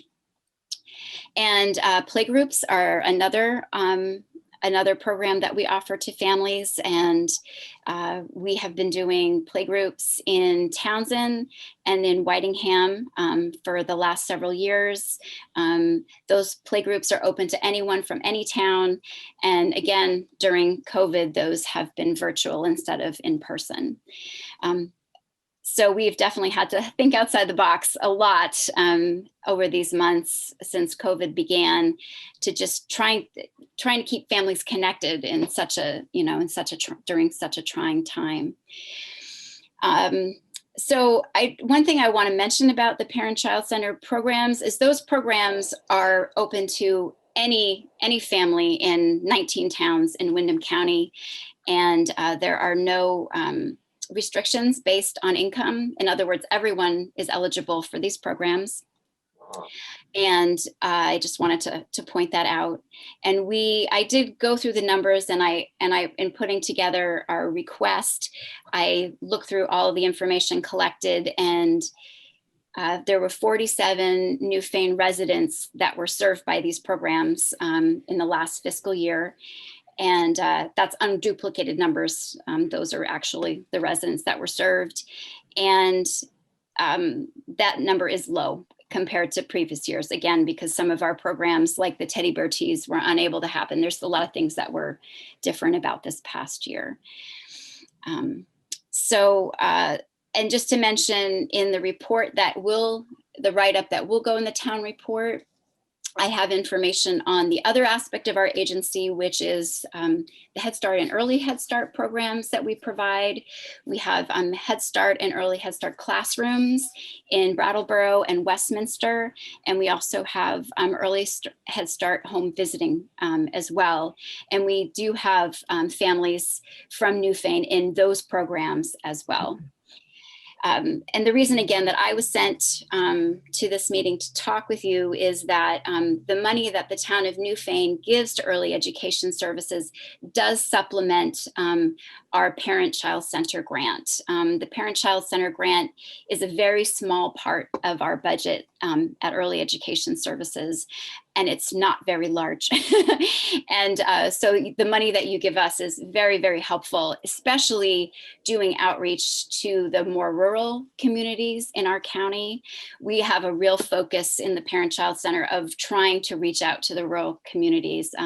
I collaborate a lot, especially with the elementary schools and libraries in the small towns in our region. I feel like between the libraries and the elementary schools, those are the key players in a lot of these rural communities. And I definitely have worked with Erica on different things, certainly, and definitely with the elementary school as well here in Newfane. So I think that's all I have to share. Does anyone have any questions about early education services or any of these programs that we provide? I do.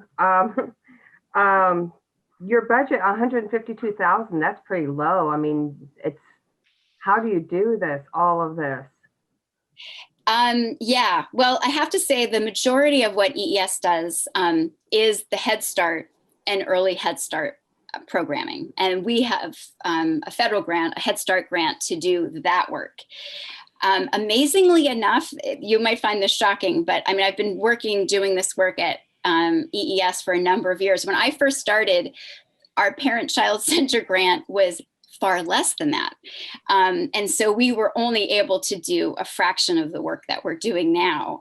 So this is actually an increase, which is amazing. But it's a struggle to try, especially to do all the outreach and all of the communities, it's 19 towns that we cover. So it's a lot. But if you looked at our larger budget, you'd see that state grant, that Parent-Child Center grant is such a small part of what we do at EES. Are you a nonprofit or? Oh, absolutely. Yes, yeah, absolutely. Yeah. Yes, absolutely. We are under the umbrella of the Brattleboro Town School District, which is now the Wyndham Southeast School District. But it's kind of an umbrella where we don't receive a lot of funding from them, truthfully, but we are under that umbrella as well. So we are an interesting parent-child center in that we have Head Start and we're also part of the school district. That's kind of unusual as far as parent-child centers go across the state, but yeah.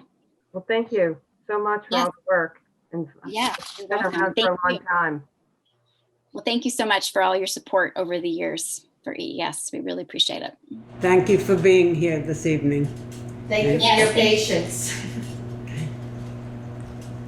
Good to see you. Okay, Juanetta. All right, that's the end of the appropriation appointments. Well, I see Deborah. Deborah is going to be talking with us on the new business. She is? As part of the I see. Australia ballot Okay. for town meeting. Okay, everybody who was present to represent your organizations and requesting appropriations, we thank you very much for coming, and feel free to stay for the rest of the meeting. But if you want to put children to bed or have dinner or just relax and not listen anymore, have a good evening. Thank you. Thank you. Okay. We don't have unscheduled members. No unscheduled. Old business. I actually would like to table that and do it next week at our budget meeting, if that's okay. That's fine. Okay. What are we tabling? The old business, number 4 Court Street, the 90-day response. You want to table that till budget meeting on the 14th or the 21st? Should be at a regular meeting. At a regular meeting, we could do that. Or we could talk about it quickly now. It's just that we're pretty late. We could switch it around and get Deborah up first. Okay, how about that? We'll have Deborah next. That's a good idea. Great. Deborah, welcome. Hi, thank you. That was fascinating. Listening to everybody make their presentations. That was really good. And also our own planning commission moving ahead with joining that communications union. Fantastic. Thank you guys for all the work you're doing. That's a lot just tonight. And this is just the first Monday of the month. I think you're meeting every other Monday there is. Yeah. Great. So, I don't know about you, but I'm already thinking of town meeting and how we are going to have it. So I didn't know if you've done any thinking about it, or if you would want me to tell you what I've learned, what our options are at this point. Well, I can respond with 2 things. Number 1, we are thinking about it, and we're planning this, and in terms of probably not having a face-to-face town meeting this year and having to do it via Zoom or not at all right now. And we've been talking about Australia ballots, but I think it would be great to hear what you want to do. Well, it's not what I want to, it's up to the select board to decide. I've done a little research. The Vermont League of Cities and Towns website was more helpful than the Secretary of State's. Maybe because they translated into language I understand. And we can hold town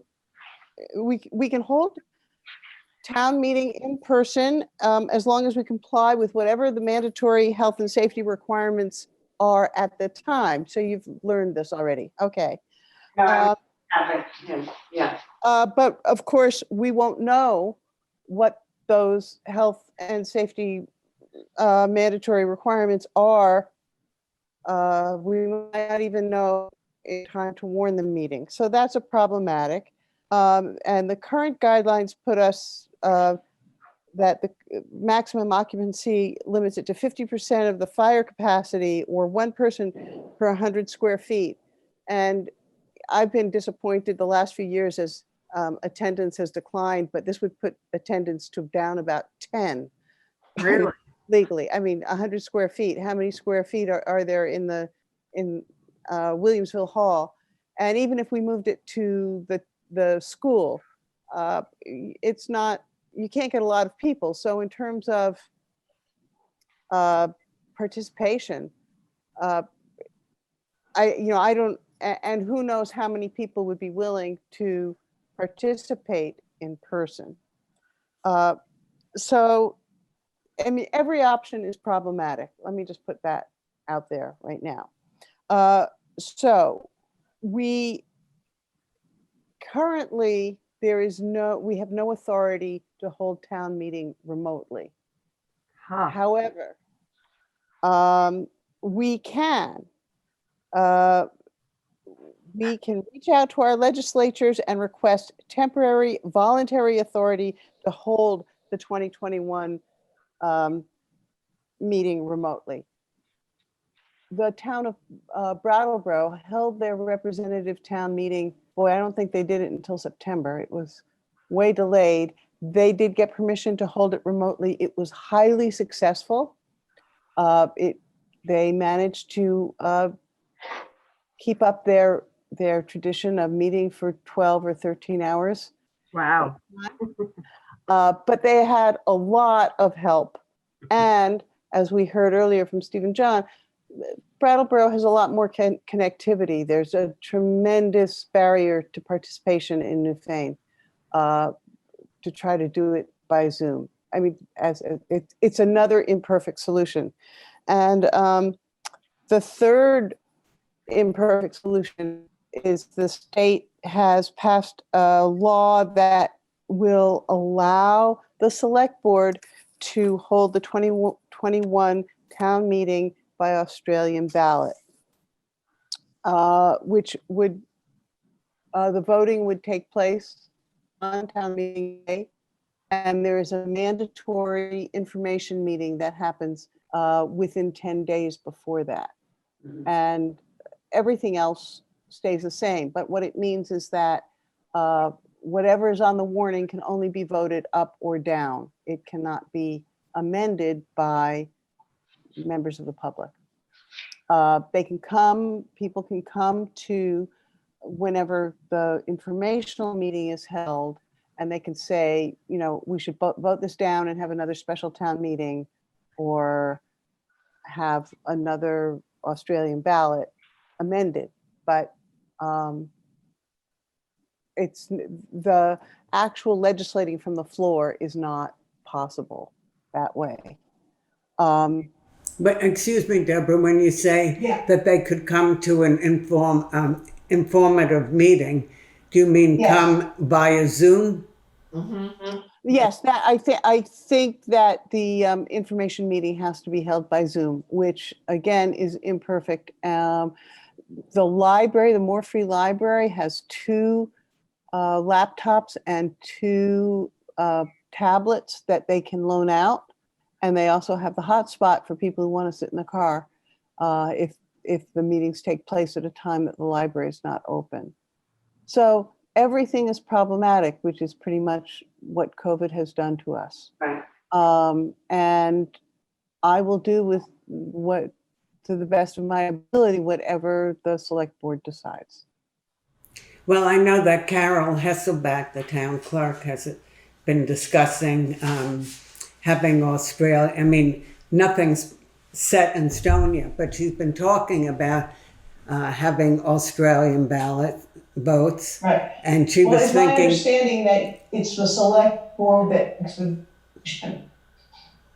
A select board that what? The select board, it is up to the select board to decide how how to hold it. I think. Yeah. No, I understand that. Deborah? Yes.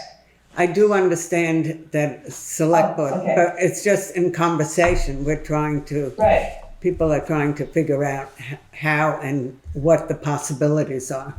We haven't Right. made any decisions. It seems,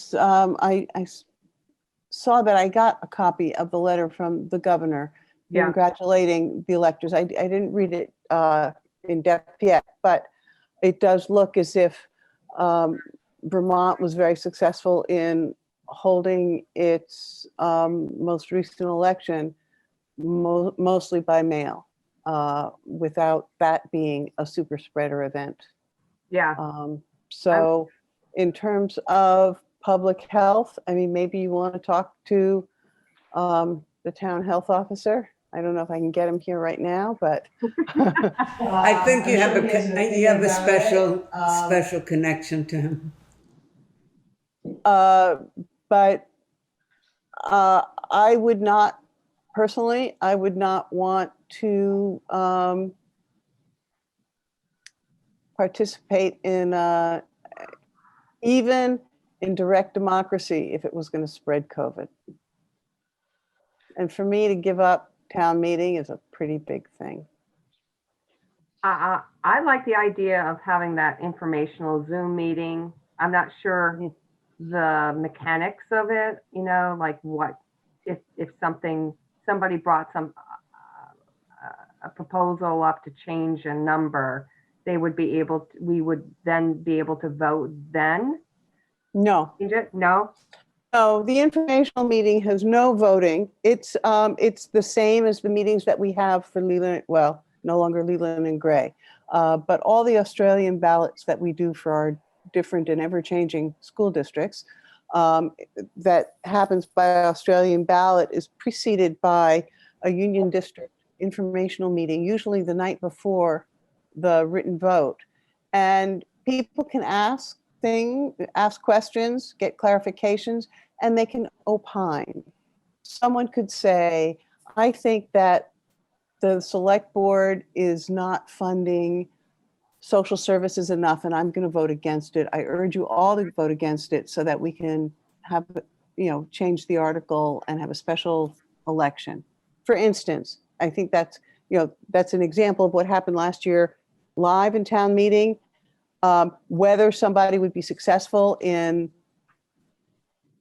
convincing voters to vote something down in order to, an article down. So an Australian ballot is just yes or no, it's binary. There's no, people can't change anything. They can just approve it or disapprove it. And actually, the select board, if people vote a budget item down that's been warned separately, the select board might not, and people haven't been speaking about it or talking about it, the select board might be at a loss as to why it was voted down and would have to do some kind of solicitation of opinions like, why didn't this pass? In order to, or just offer it again. So it would be many more meetings after that. The other thing is that how many people will be able to attend an informational meeting by Zoom, and how many people who are able to actually will. There's no way of knowing. Because it's not a voting situation, you could have more than one person on a computer if they are in the same household. Yeah. And not spreading COVID. Right.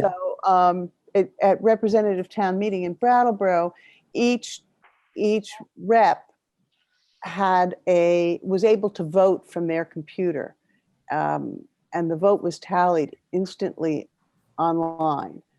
They also had BCTV. They had probably 6 or 8 people working on it, doing they did a mock, they tested it before they did it. It was a very big deal. And my understanding, it was highly successful. And I'm not sure, but it may be only its kind that's taken place remotely so far. although the legislature's been meeting by remotely. Deborah? Yes. I have the Commons newspaper here from December 2nd. And the headline is Dummerston considers changes to town meeting. Have you seen this article? I have not read it yet. So what was the headline? It's It hard says- to hear fast. It just. We got a copy of it right here. Yeah, I asked Juanetta to make copies for all of us on Select Oh, Board. I have the paper. If I haven't burned it, I have it. Yeah, okay, so it's Dummerston considers changes to town meeting. The board seeks citizen reaction to the possibility of using an Australian ballot, which would suppress the spread of coronavirus, but eliminate the usual in-person procedures for amendments. So it's a whole article, and Juanetta, maybe you could. I can forward it to you, Deborah. I Juanetta can will. get it online. I'll look at it as soon It's as a we're done. December 2nd issue. Yeah, so that's great, and you can certainly ask for input. Yeah. I think it's good to educate everybody what our choices are this year. Mm-hmm.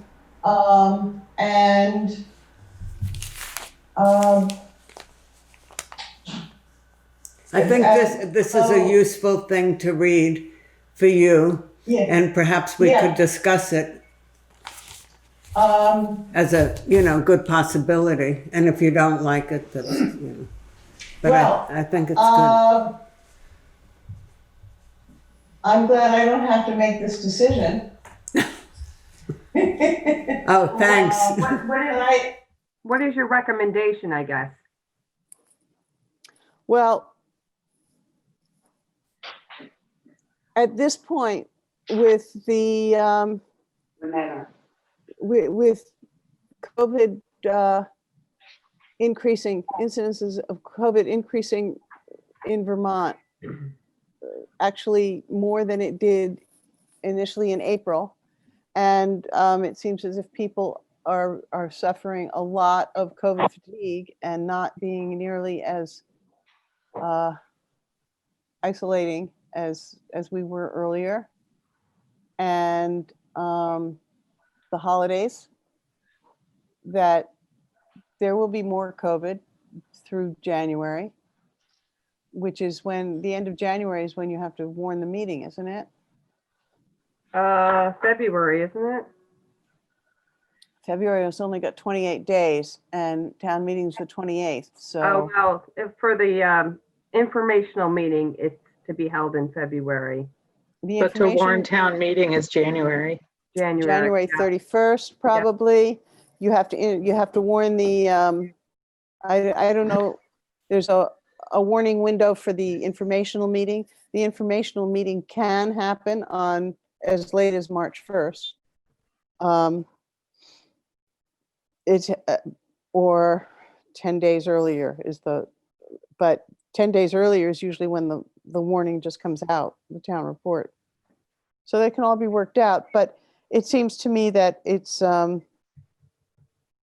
right now, if town meeting were in the next 6 weeks, I would say there's no question we have to hold it by Australian ballot. But it's still, I think, 12 weeks away. That said, there are a lot of people who have talked about wanting to switch to Australian ballot. The state gives the town the authority for 2021. So we'll automatically default to hopefully a real in-person town meeting in 2022. And we could put a discussion of it on a non-binding discussion on the warning. People would have had an experience of that.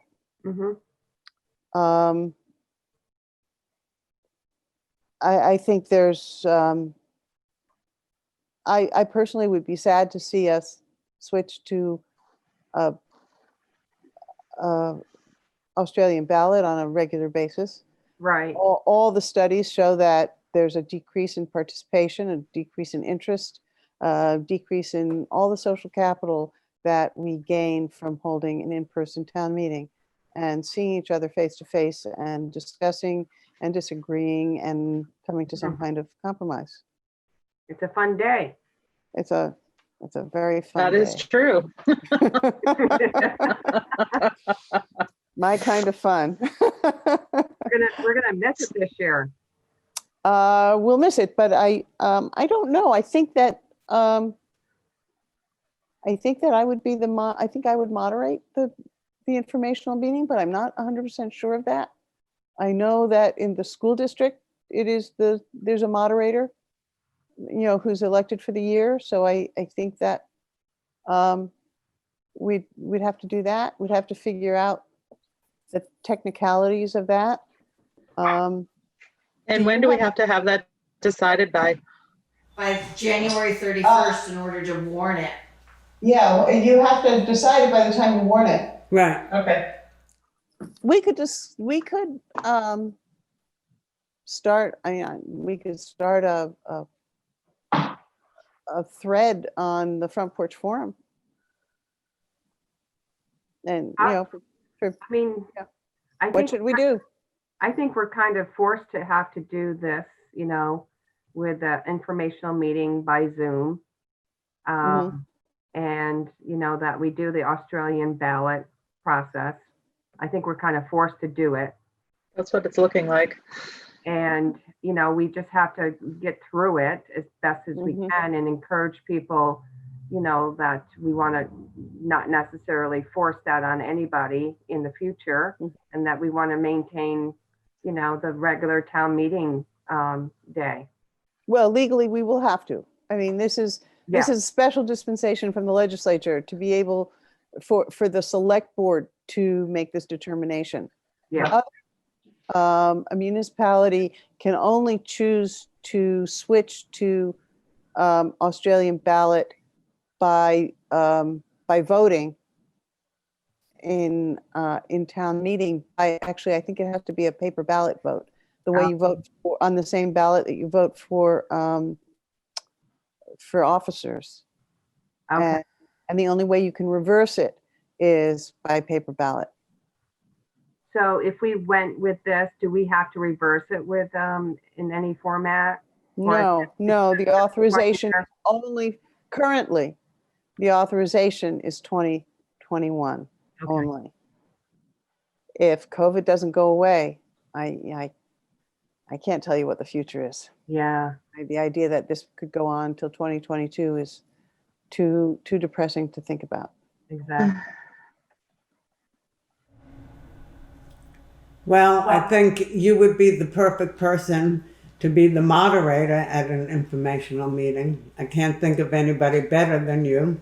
I nominate her. Yay. I don't think that's necessary. I think I'll check. She's already our moderator. I am the moderator until the end of town meeting. Yeah.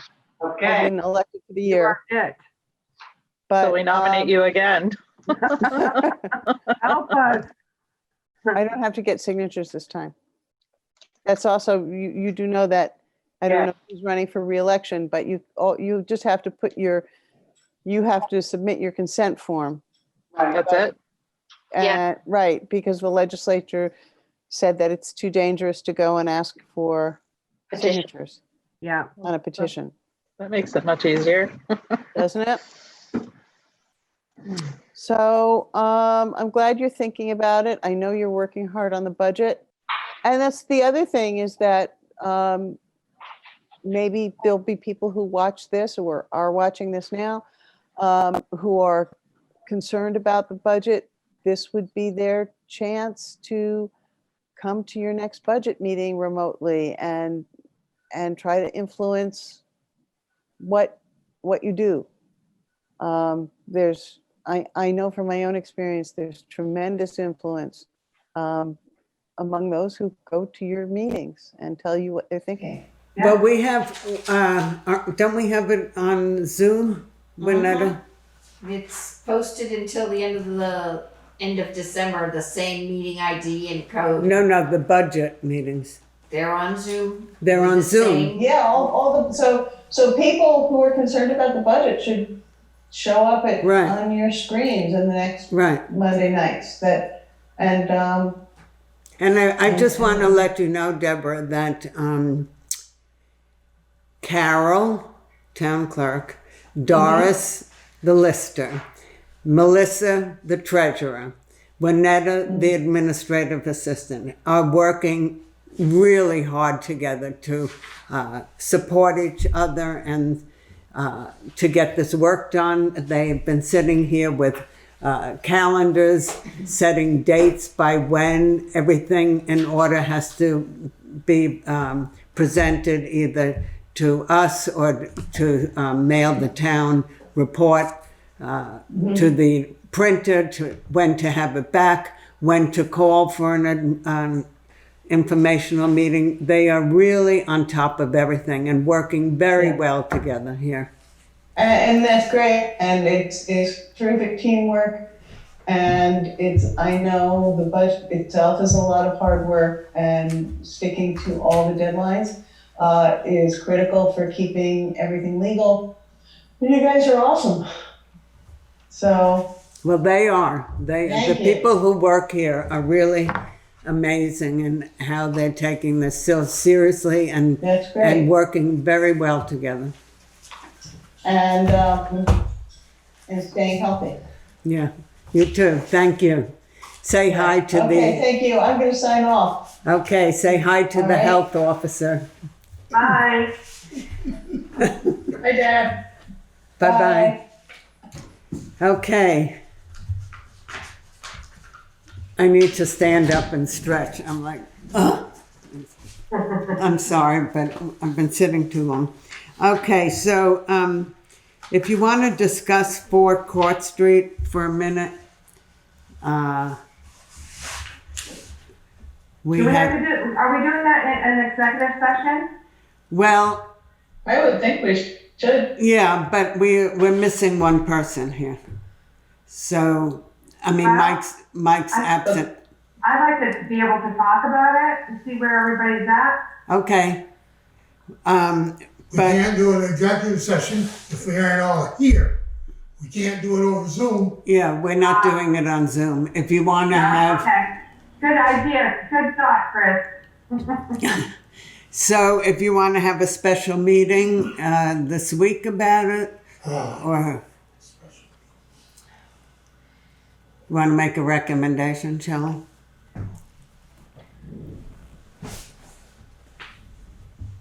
We have a deadline on this, don't we? We've exceeded our deadline. Okay.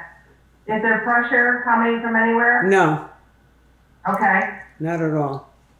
Can we? Can we talk about it Monday night? We could At our talk budget about, meeting? yeah, we could talk about a budget meeting, have an executive session there. Okay. I would like everybody to be here. So, because as Chris said, if we're having an executive session, we really need to do it in person.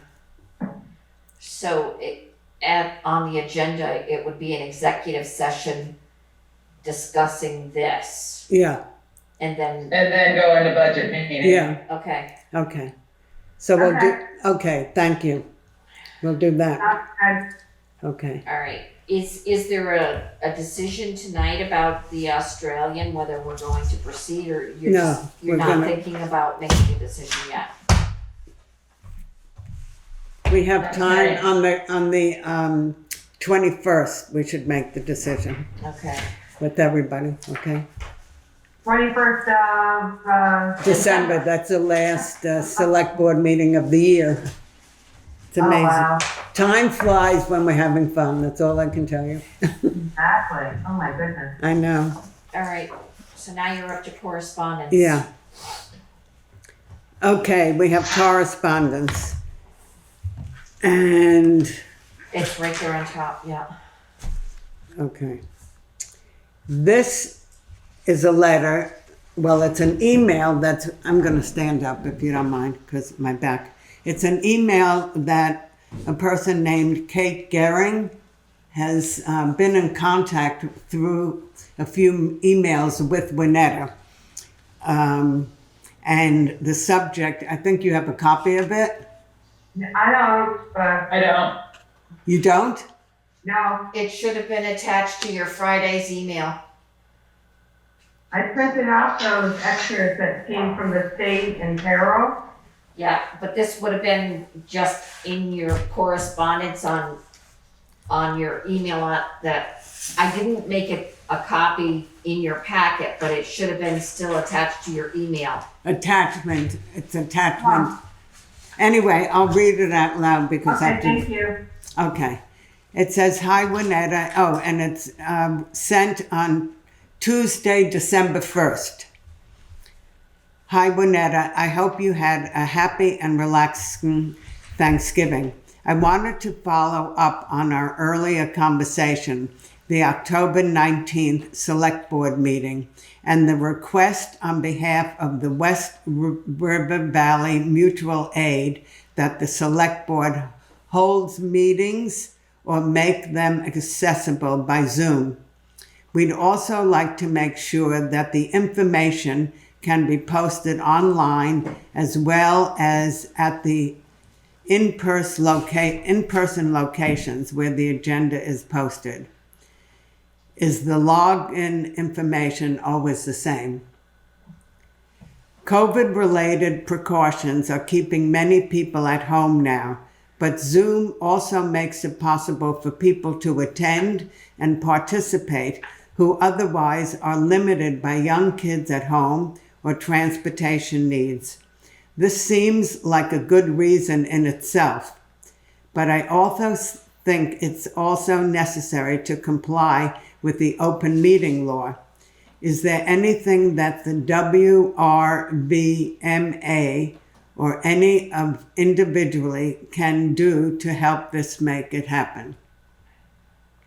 Separately, we have talked about the possibility of fundraising or proposing a budget item to provide occasional meals for Select Board members and town employees and officials at the meeting, and to make sure there is childcare if anyone needs it.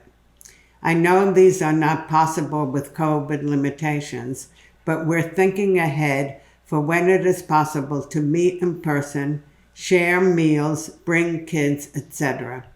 As we try to forecast so we can propose a budget, I wondered about how many people you would say attend on average and whether there are specific limitations about food and childcare that need to be observed. Thank you, Kate. Oh, I remember reading that, actually. Okay. Do you want to respond? And do you have any thoughts about the letter? Well, I'm trying to figure out, can you just remind me, is it regarding just the budget meeting?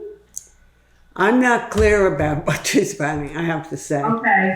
It seems Juanetta has had some email conversations with her, and I don't know what was said. Can you explain it, Juanetta, Well, please? I think in answering your question, Shelley, they're proposing a budget through the West River Valley Mutual Aid to sponsor meals and childcare. But as far as the Zoom information, I did schedule, and I let Kate know in response to her email that the scheduled Zoom meetings through the end of December are all going to have the same ID and password associated, and they are posted on the website with the agenda, just like you receive in your packet. So they're posted at the locations as well. And she's asking about, in another correspondence, she asked about whether or not we could place it on front page forum, but we decided at the organizational meeting, or you decided at the organizational meeting, the 4 required postings would be the town office, the Newfane store, the Williamsville post office, and WW, as well as our website, which are required. In addition, I do send an email to Erica at the More Free Library, and she offered to post it there as well. Right. So I do have those postings covered, and she mentioned today in another email that she doesn't think there's a limitation to the municipalities posting on Front Page Forum, but it's not something that we're required to do until our next organizational meeting. I mean, if somebody else wants to do it, that's information they're allowed to do, but you know, as far as the select board doing it, you're not required to until the next organizational meeting when you vote on it. Well, yeah, okay. Now, the mutual aid is, I'm not really sure where she's coming from. It's just trying to finance the food part of it? Well, they're offering to volunteer and bring you food at your meetings, kind of like what they do at town meeting, you know, they. Oh, okay, gotcha, yeah. Or if other people wanted to attend in person and they have small children, they're going to offer childcare. Okay, gotcha, now that makes better sense, okay.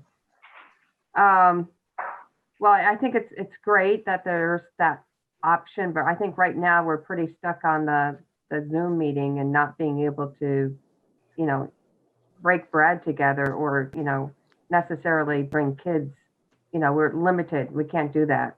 But I think it's something that we should consider in the future once we can gather up again. And I also think that we need to put this on, you know, our meetings on Front Porch. It's a very active site. A lot of local people are on it.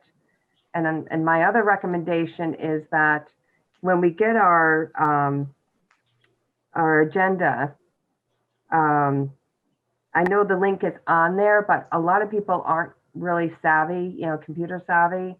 And I think we need to, right after Zoom, at the very top, join Zoom meeting, I think you need to put in parentheses, click on this blue link, it's live. It will take you to the Zoom meeting. I think a lot of people don't understand that you can click right on it and you can get right to the Zoom meeting. That would make an easier transition. So those are my thoughts. I agree with you. Thank you. You're welcome. Good thing that we have it recorded, so. So are we making a motion to add Front Page Forum, or is it just a discussion right now? Well, I'd like to make a motion to add our meeting to the Front Porch Forum. I'll second that. I think that's a very important platform to be, letting everyone know when we have our meetings. Yeah. So is it, in my clarifying this, it's just the Zoom information, and Monday night, we're having Monday night, December 7th, click on this to follow the select board meeting? With the agenda. Okay, with the agenda. Whenever you use this agenda and you have a link, you know, a Zoom link, I think you need to note it in that agenda because a lot of people, I mean, you can cut and paste it and put it into your web browser, but it's a live link. So if they get it by email, they can just click on it and it'll take you right to Zoom. Easy peasy. Okay, so in addition to putting it on the website, I placed the agenda on Front Page Forum as well. Oh, definitely, yeah. That's the motion and the second? Yes. Okay. Now you need a vote, Marion. Okay. All those in favor, please say aye. Aye. Aye. Aye. Okay. Ayes have it. Yes. Final discussion, also Yes. inclusive of the attachment, whatever we're getting, you know, with a public, you know, what you would get at a public meeting should also be provided. What do you mean? Well, the attachments, if there's attachments. But the attachments are for the select board to discuss. If it has the agenda, you want everything available to everybody as an attachment.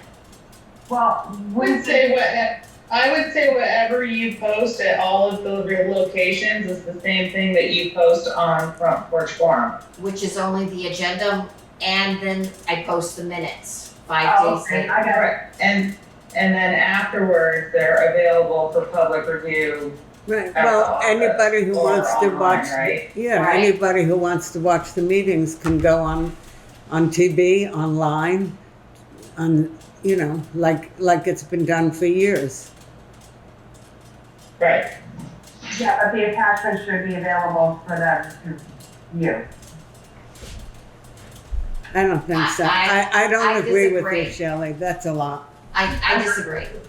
But it's not for, But not everybody's on Front Porch. I'm not on Front Porch Forum. If the item on the agenda is of importance, they can call for attachments or yes, additional I'm in agreement information. with that, yes. But I have an issue with posting it on Front Page Forum with the attachments. I don't know that would be available. Okay, that's fine. Okay. They will get the agenda. The agenda. The Yeah. agenda, just Yeah. like what Angela was saying, whenever you post normally, and Right. then if they need the information, they can find it at Right. the office, or you can send it, or it's LinkedIn on our website. Right, and they can watch it on, you know, their computer on TV. The best Yeah. thing for them to do would be to just call or email, and I can send them the attachments that are available for the packet for that week. Right, I mean, it's a lot of work to just put it together and then attach it for 5 or 6 people, but to do it for, you know, Yeah, and then, you know what? Not everybody goes on Front Porch Forum. Then maybe, no, so that's, yeah, I get that. yeah, But those attachments and information is available on our website, correct? no, just No. just the agenda and the minutes. Everything else is available here at the office or by request. Okay, gotcha, now I understand. Okay? Yeah, Okay. thank you for the reminder. You're welcome. Juanetta, what is this in terms of correspondence? Is this That's nothing? that was nothing. Okay. Just what I had paper clipped to the top. Oh, okay. So I think it's time for pay orders. So we're going to say good evening to the public, and please be safe and be healthy. And we thank you for joining in, and good night from everybody on Select Board. Thank you very much.